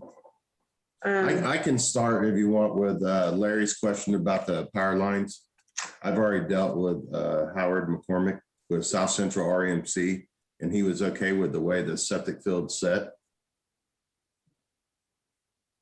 As long as they can access the power lines, which they can access the power lines off the driveway and drive in the grass or whatever, you know, after they get off, they can drive right along the power lines. The septic field is not in the power lines, but it is South Central REMC. Not Duke.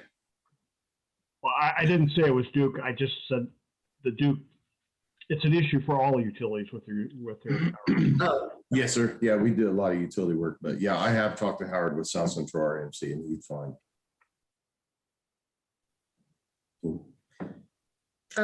So a couple things I thought maybe first we just address some of the things that you guys were discussing, and then I had some other things I wanted to bring up.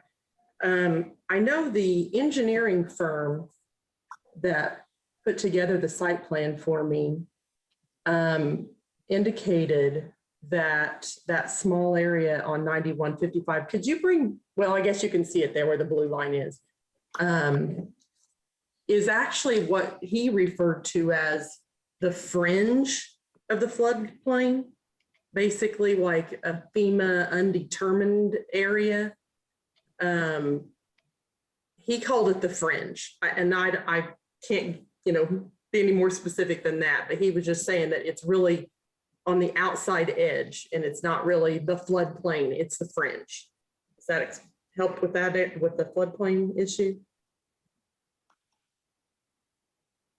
I will make a correction there. So it is zone A, which is floodplain, and it is DNR best available data is 635.1. That is a regulated special flood hazard area. It is not a floodway, so it's not zoned AE. So you don't need to get a state permit, but you are required to get a local floodplain development permit if you are developing anywhere in the 635.1 elevation contour. Okay, thank you, Tammy. And if the pool that we are proposing to put a small corner of in the floodplain, we would be building 2 foot above BFE.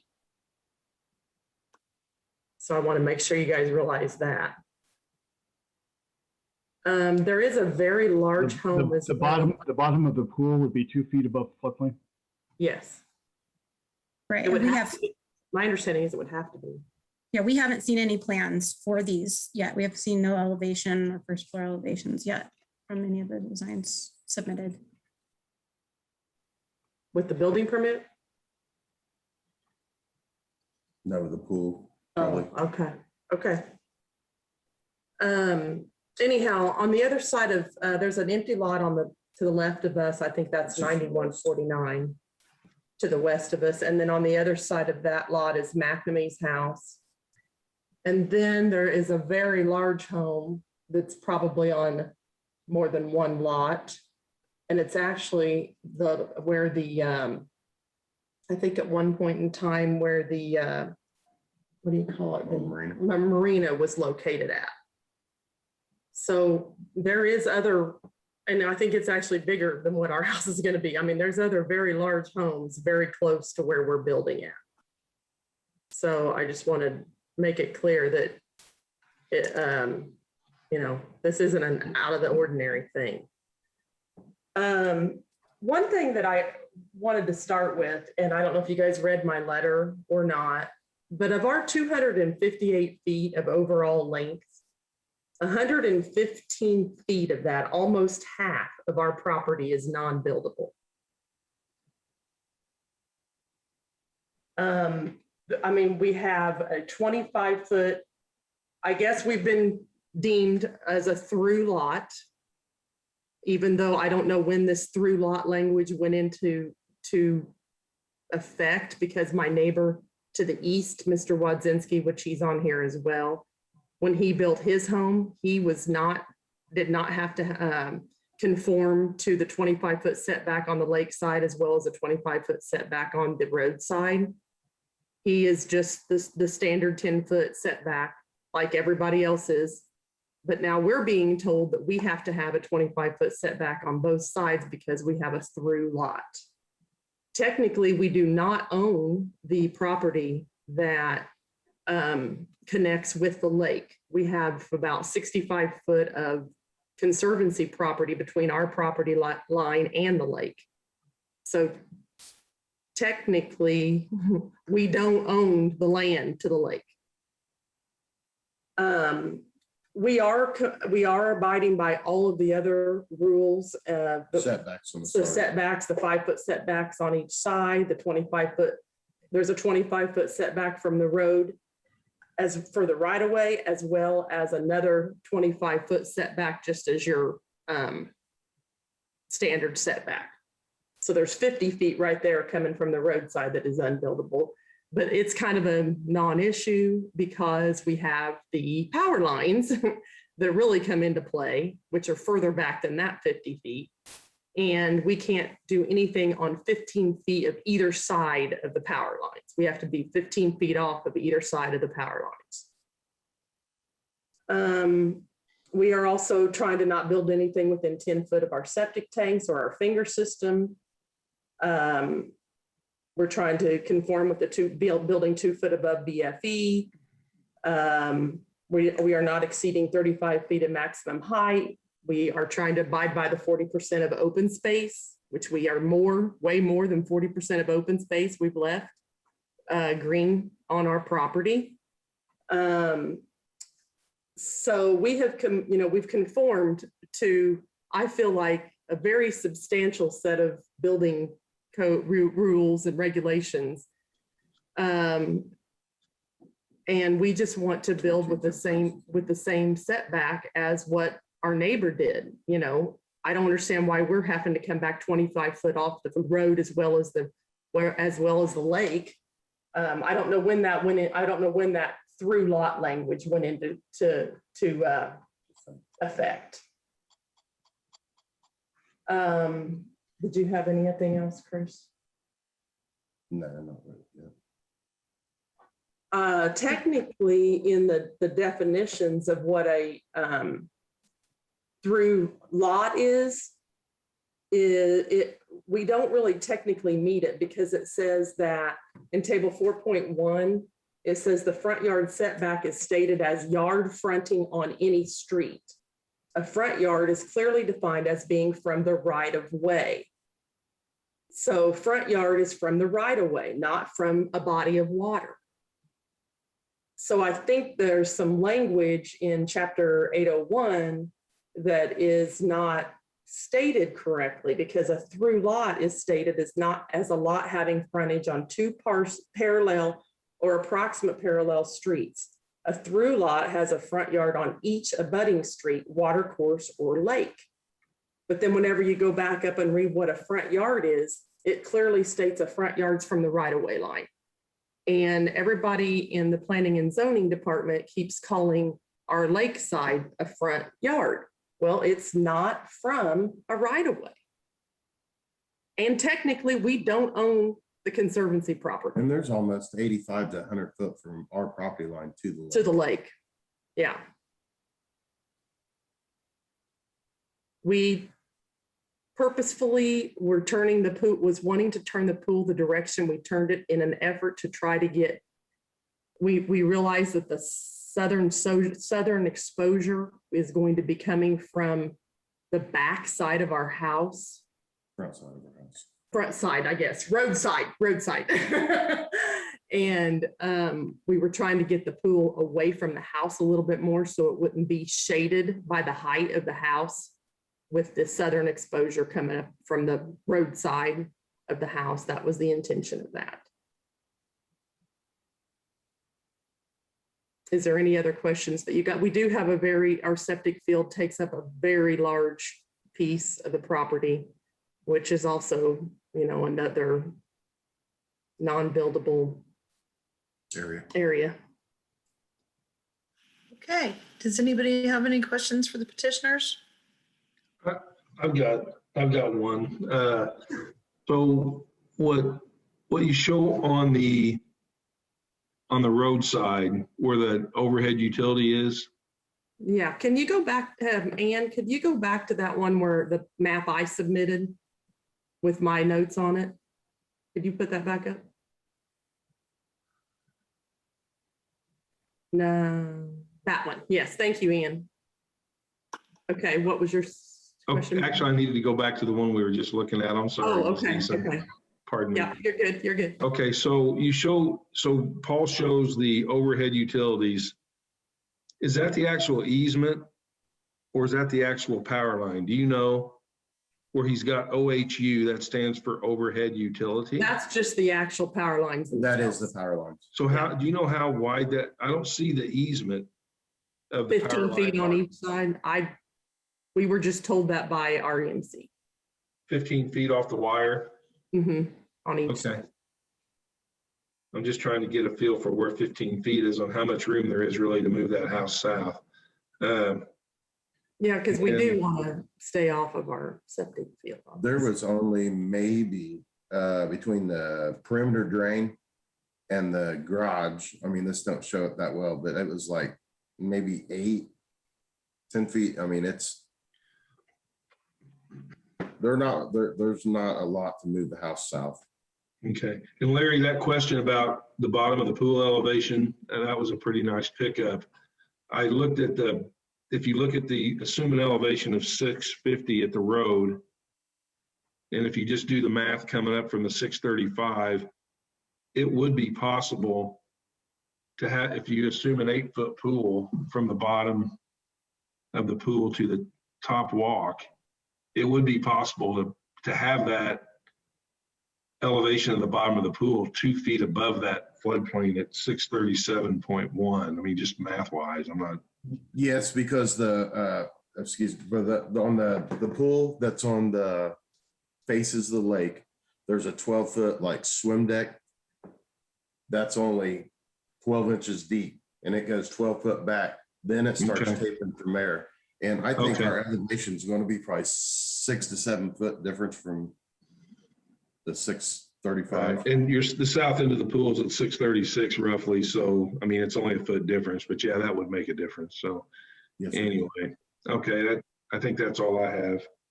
But we were asking ultimately for 15 feet into the 15 foot encroachment into the 25. I think Ann said 10, but we actually requested 15 to be the same as Lester's, our neighbor right beside us. I'm going to ask a question because I just don't like to micromanage what people have for their vision here, but you've looked at rotating the pool 90 degrees. Have you done that? Yeah. Yes, we have. And that is an option. But as I stated before, the southern exposure is going to come from the roadside, the southern sunlight. And the height of the house, we've looked at this with an architect. You know, the height of the house is going to shade the pool for the better part of the day. We were trying to get the pool kind of out away from the house. Okay. That's all I have, Mary Beth. Thank you, Bruce. Okay. Any questions for the petitioner? Can we just go back to the aerial photos she submitted? Because I do want to talk about the adjacent houses and explain probably what happened here. There's an option under the zoning ordinance if there's an existing neighborhood to go with the average of the two houses between. And my guess is when the new house was built in that middle lot, where were the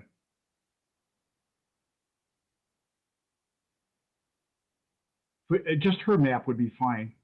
Sorry, I was trying to find a site photo for you, the aerial. We can go to her exhibit. That would work.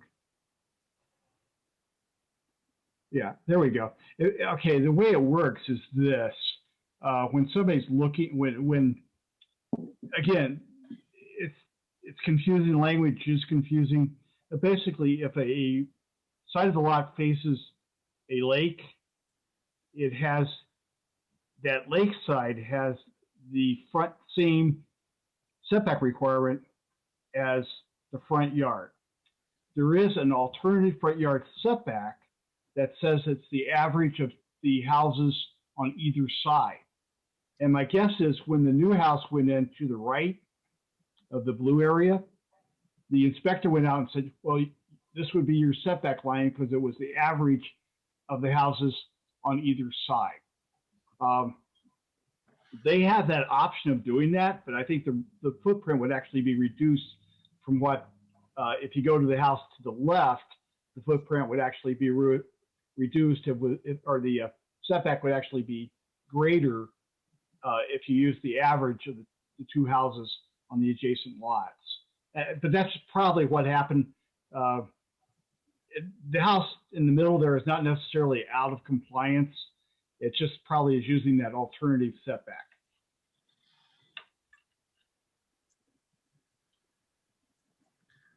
So basically what you're saying, Larry, is the Mr. and Mrs. Eason's prior, the structure that was on the properties prior actually was able to adjust the setback based on what the existing conditions were of the houses on each side of the house that Miss Eason is talking about. I think the house is the house that's shown in the small blue lot to the right, probably pre-existed before the ordinance.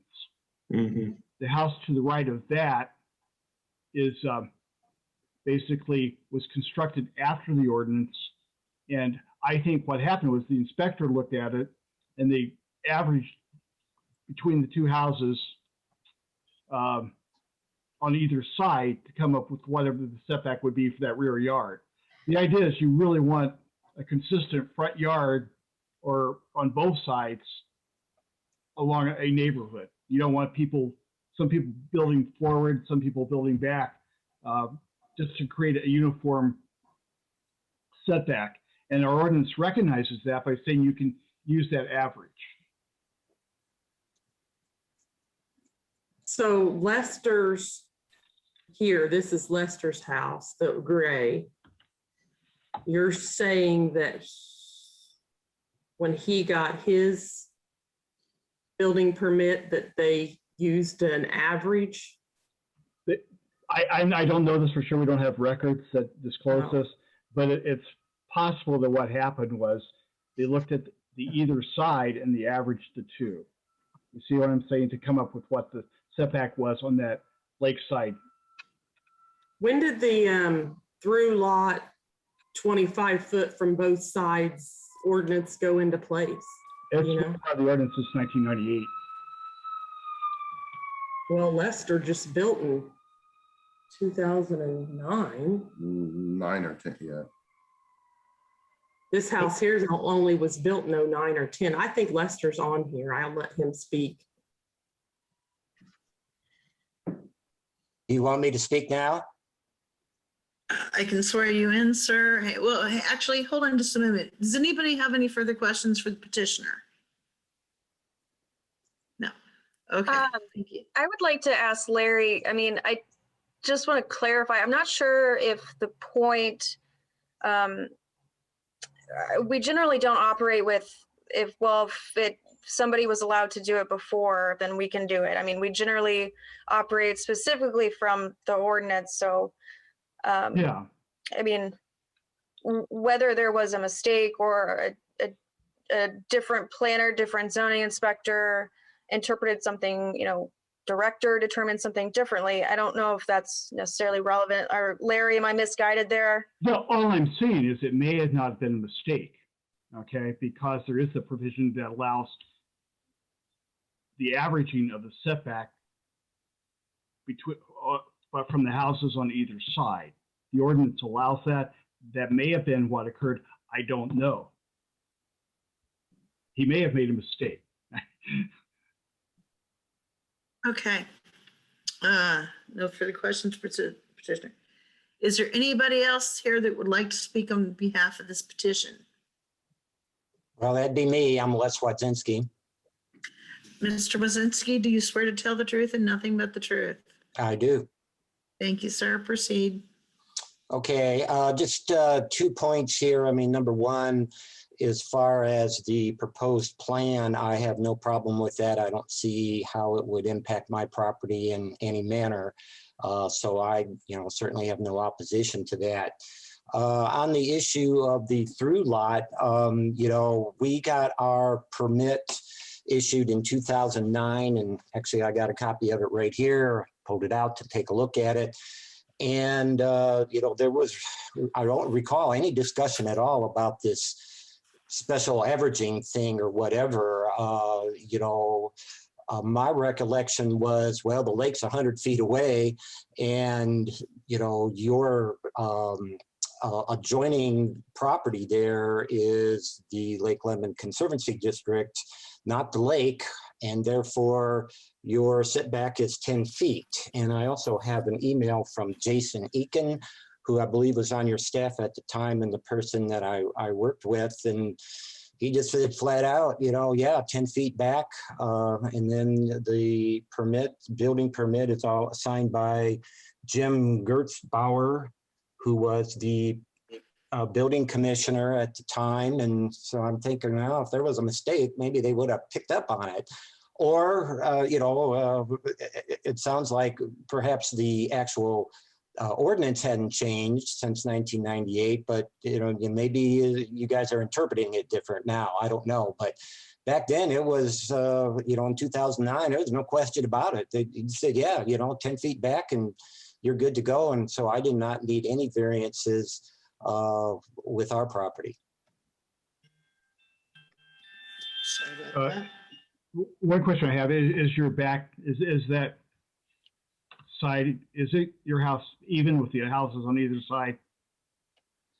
It was pretty much before the building to the west, before they tore it down.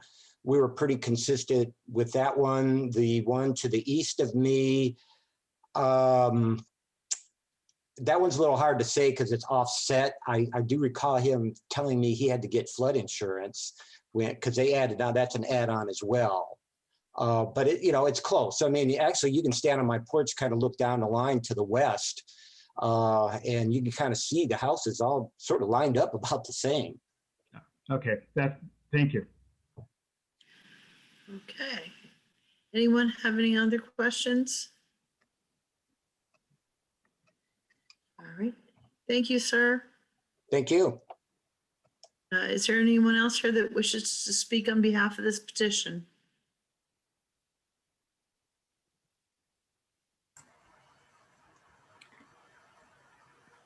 Not seeing anyone. Is there anyone here that wishes to speak against this petition?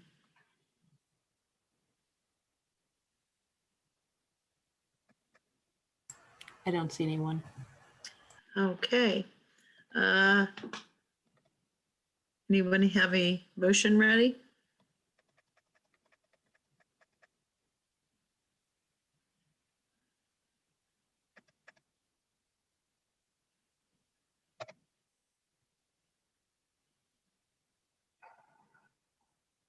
Bernie?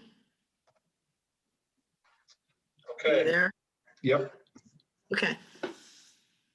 Have a motion for us? Yeah, let me formulate this here. Ann's had a great point, and but I still look at the character, and that's one of the reasons why we talk about averaging setbacks and seeing what the adjacent properties look like. And while I think that this is a tough one. This is a tough one. I think that I'm just compelled with the fact that we are actually combining two lots that are on Lake Monroe, or pardon me, Lake Lemon, and creating one. And the location of the septic with respect to the lake, I'm just leaning towards approving this variance based on those elements. I think it is better for the overall character of the lake, and I don't think that someone will look out there and see anything that's out of the ordinary when you look at the character of the improvements along the body. So case number VAR-21-20, design standards variance: A, front yard setback from chapter 804, B, buildable area from chapter 804, and C, minimum lot size from chapter 804. The addresses are 9155 and 9161 East South Shore Drive. I would recommend approval of the variance based on the findings of fact, the staff report, and the fact that I think that overall we are improving the situation around Lake Lemon by those factors that I iterated earlier. I do want to make sure, because of that prior to any occupancy permit or even the building, I'll say the building permit, that the lot lines are combined. That may be a no-brainer because the building permit wouldn't be approved, but I just want to reiterate the importance of that. So that's my motion. Bertie, I just have a couple of questions. Basically, you would want us to add a finding that practical difficulties do exist utilizing the lot Yes. that justifies the grading of all three variances? I do. Yes, thank you. And one question that I have is, I would really like to see a condition of a letter from the REMC stating that the septic tank location is okay. And that's not being difficult. That's really to protect the easements in the future. I would accept that as a friendly amendment to my Well, motion. I can't amend, but I can't make a motion. That's just a suggestion. Well, I'm amending what you said. Nobody seconded it yet. So I would also add a condition that SCI-REMC or any utility that has rights over this area has been investigated, that they do not have a problem with the plan and that they can safely and adequately access their infrastructure. And I'm sorry, Bernie, what is the practical difficulty on this one?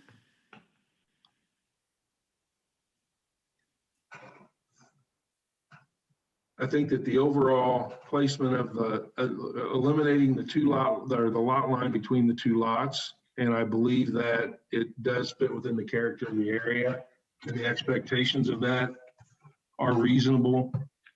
And I think the placement of the septic being in the front of the house is the best location based on the health and character of Lake Lemon.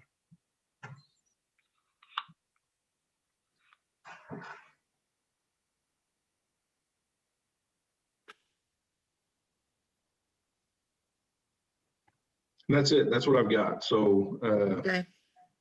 you can call for a vote and see where we're at. And I'll second. Are you seconding, Vicky? Yes, I am. Okay. You want to call the roll, Larry?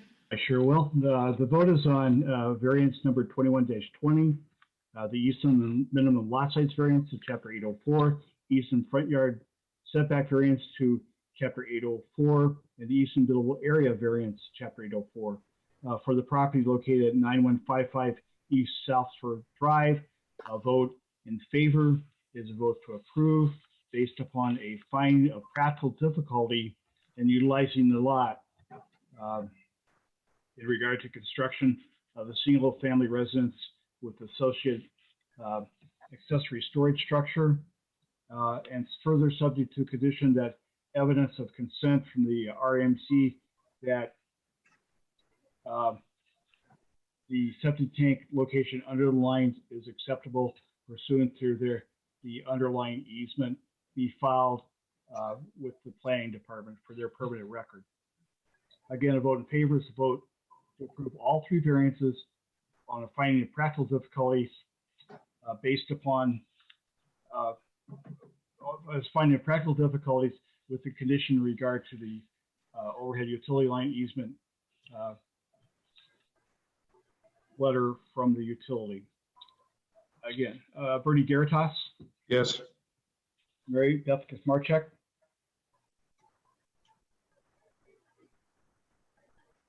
Yes. Okay, Vicky Sorensen. Yes. Robert Clemens.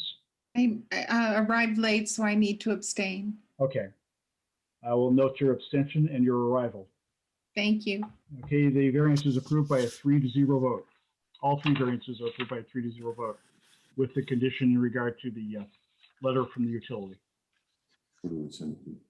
Thank you. Thank you. Where do we send this letter from the utility company to? Larry, you?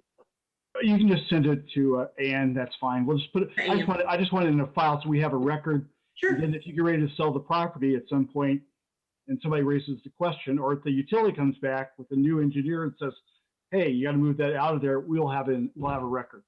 Right. Yep. No problem. Thank you. Thank you. Okay. Next up, we have case number VAR-21-21. Drew? Thank you. So this is the Shoemaker minimum lot size variance and minimum lot width variance, both chapter 804. This property is located at 7504 East Rush Ridge Road, zoned forest reserve, and contains 2.23 acres in Salt Creek Township, section 34. little bit of summary and background here on the next slide. The petitioner requests the 2 design standards variances from Chapter 804 for minimum lot size, minimum lot width, with the intention to remodel and construct additions to the existing residence on the property. In addition to the interior remodeling and the additions that are proposed to the existing house, the petitioner is also proposing the construction of an in-ground pool, as well as the expansion of the existing detached garage to accommodate a guest and pool house, as well as the reconfiguration of the entry court and landscaping and terraces on the property. Currently the site contains a 3,625 square foot single family residence, a 612 square foot detached garage, and a 112 square foot greenhouse. So here's a little summary of the variances required here. And now we have the location map right along Lake Monroe here, just south of the, I believe the, I forget the name of the subdivision, but it is outside of the adjacent subdivision that is to the north. It's the Wind-Free Estates subdivision, I believe. I'll have to double check. But here we have the zoning map as well as the comprehensive plan map. You'll see that it's zoned forest reserve, which requires a 5-acre minimum lot size for properties that are outside of a subdivision, as well as zoned for farm and forest in the comprehensive plan. Here I have the slope map delineated. You'll note that there is FEMA floodplain on the property. However, according to DNR best available flood map data, there is no DNR floodplain on the property. So that means there is likely a need for flood insurance based on the FEMA map, but there is no permitting requirements from this department based on the DNR best available data that we have on Elevate. Now we'll go through some site photographs. Here is the driveway cut off of East Rush Ridge Road. In the background there is the gate to the subdivision that this property is not a part of particularly. And now we have photographs of coming down the long driveway to the lakefront property of the existing structure and the existing detached garage. There will be some changes to this area in the middle with the roundabout that are proposed in the site plans and construction plans.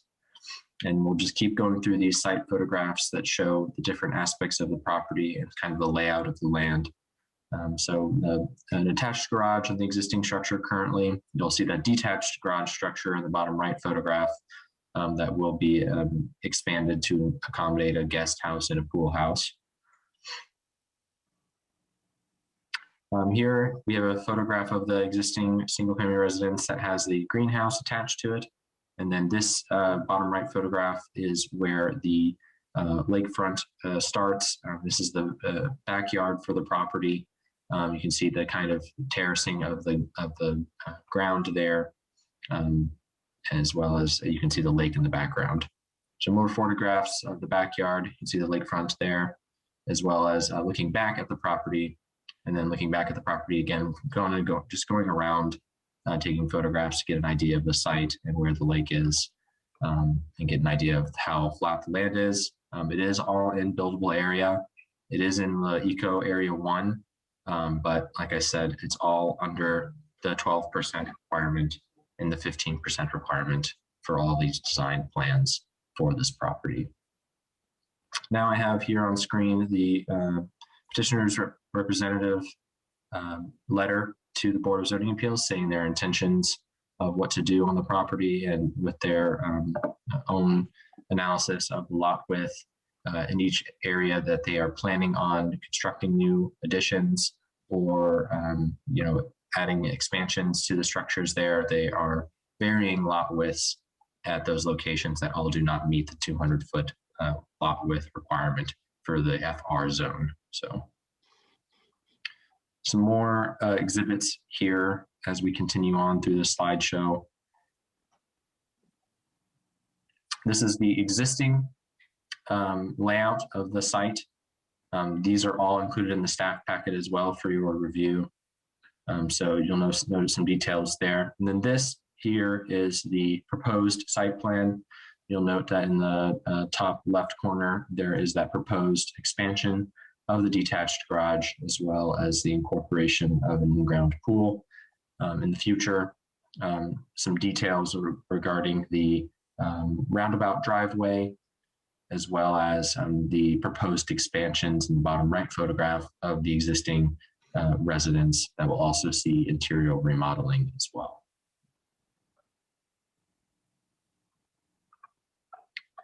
So overall, planning staff recommends approval of both design standards variances to Chapter 804.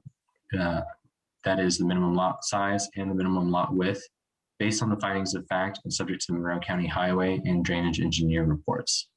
I will now take any questions you may have about this particular petition. Any questions for Drew? Okay. Is the petitioner here and would they like to speak? I am. My name is Gary Shoemaker. I'm the architect retained by Chris and Corey Pickett. Do you swear to tell the truth and nothing but the truth? I certainly do. Yes. Thank you, sir. This is a beautiful site. We've taken great care to plan and organize this so that we can protect the woodland areas and the magnificent views off of the site. So if you have any questions for me, I'm happy to answer those. Does anybody have any questions? Nope. Is there anybody else here that would like to speak on behalf of this petition? Seeing none, is there anyone here that would like to speak against this petition? Seeing none, can we have a motion?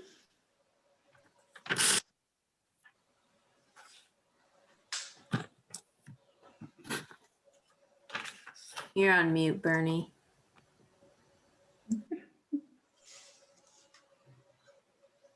Okay, sorry, I had to switch screens. Thank you, Jackie. Case number VAR-21-21. The request is a design standards variance. 1, minimum lot size of Chapter 804. 2, minimum lot width of Chapter 804. At 7504 East Rush Ridge Road. I move that we approve the design standards variance to Chapter 804, 1 and 2 listed above, based on the findings of fact and subject to the Monroe County Highway and Drainage Engineer reports. I second that. Please call the roll, Larry.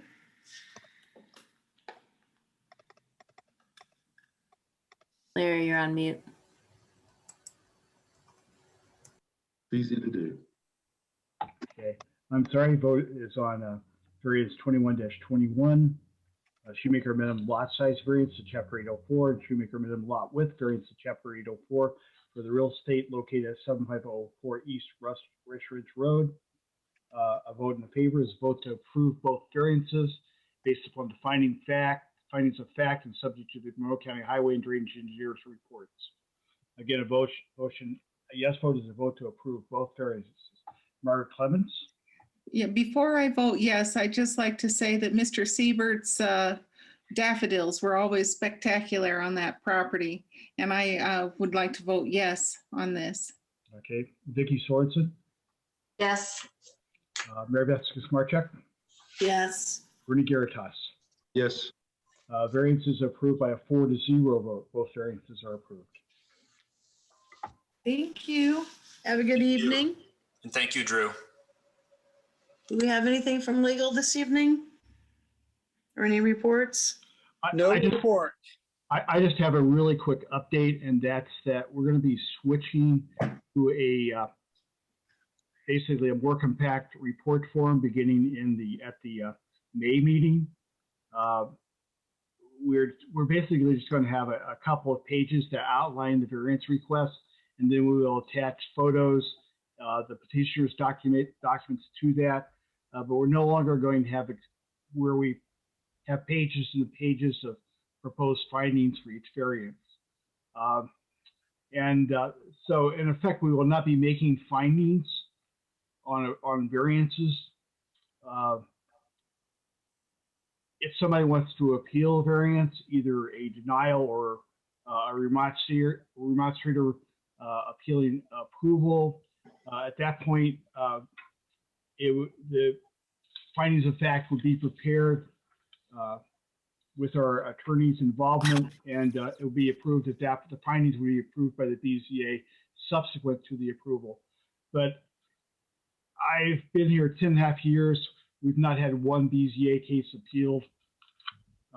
So we're basically, I think, been doing overkill, and this will save a ton of staff time, and hopefully will make meetings go a little more smoothly without having to wade through all the reports.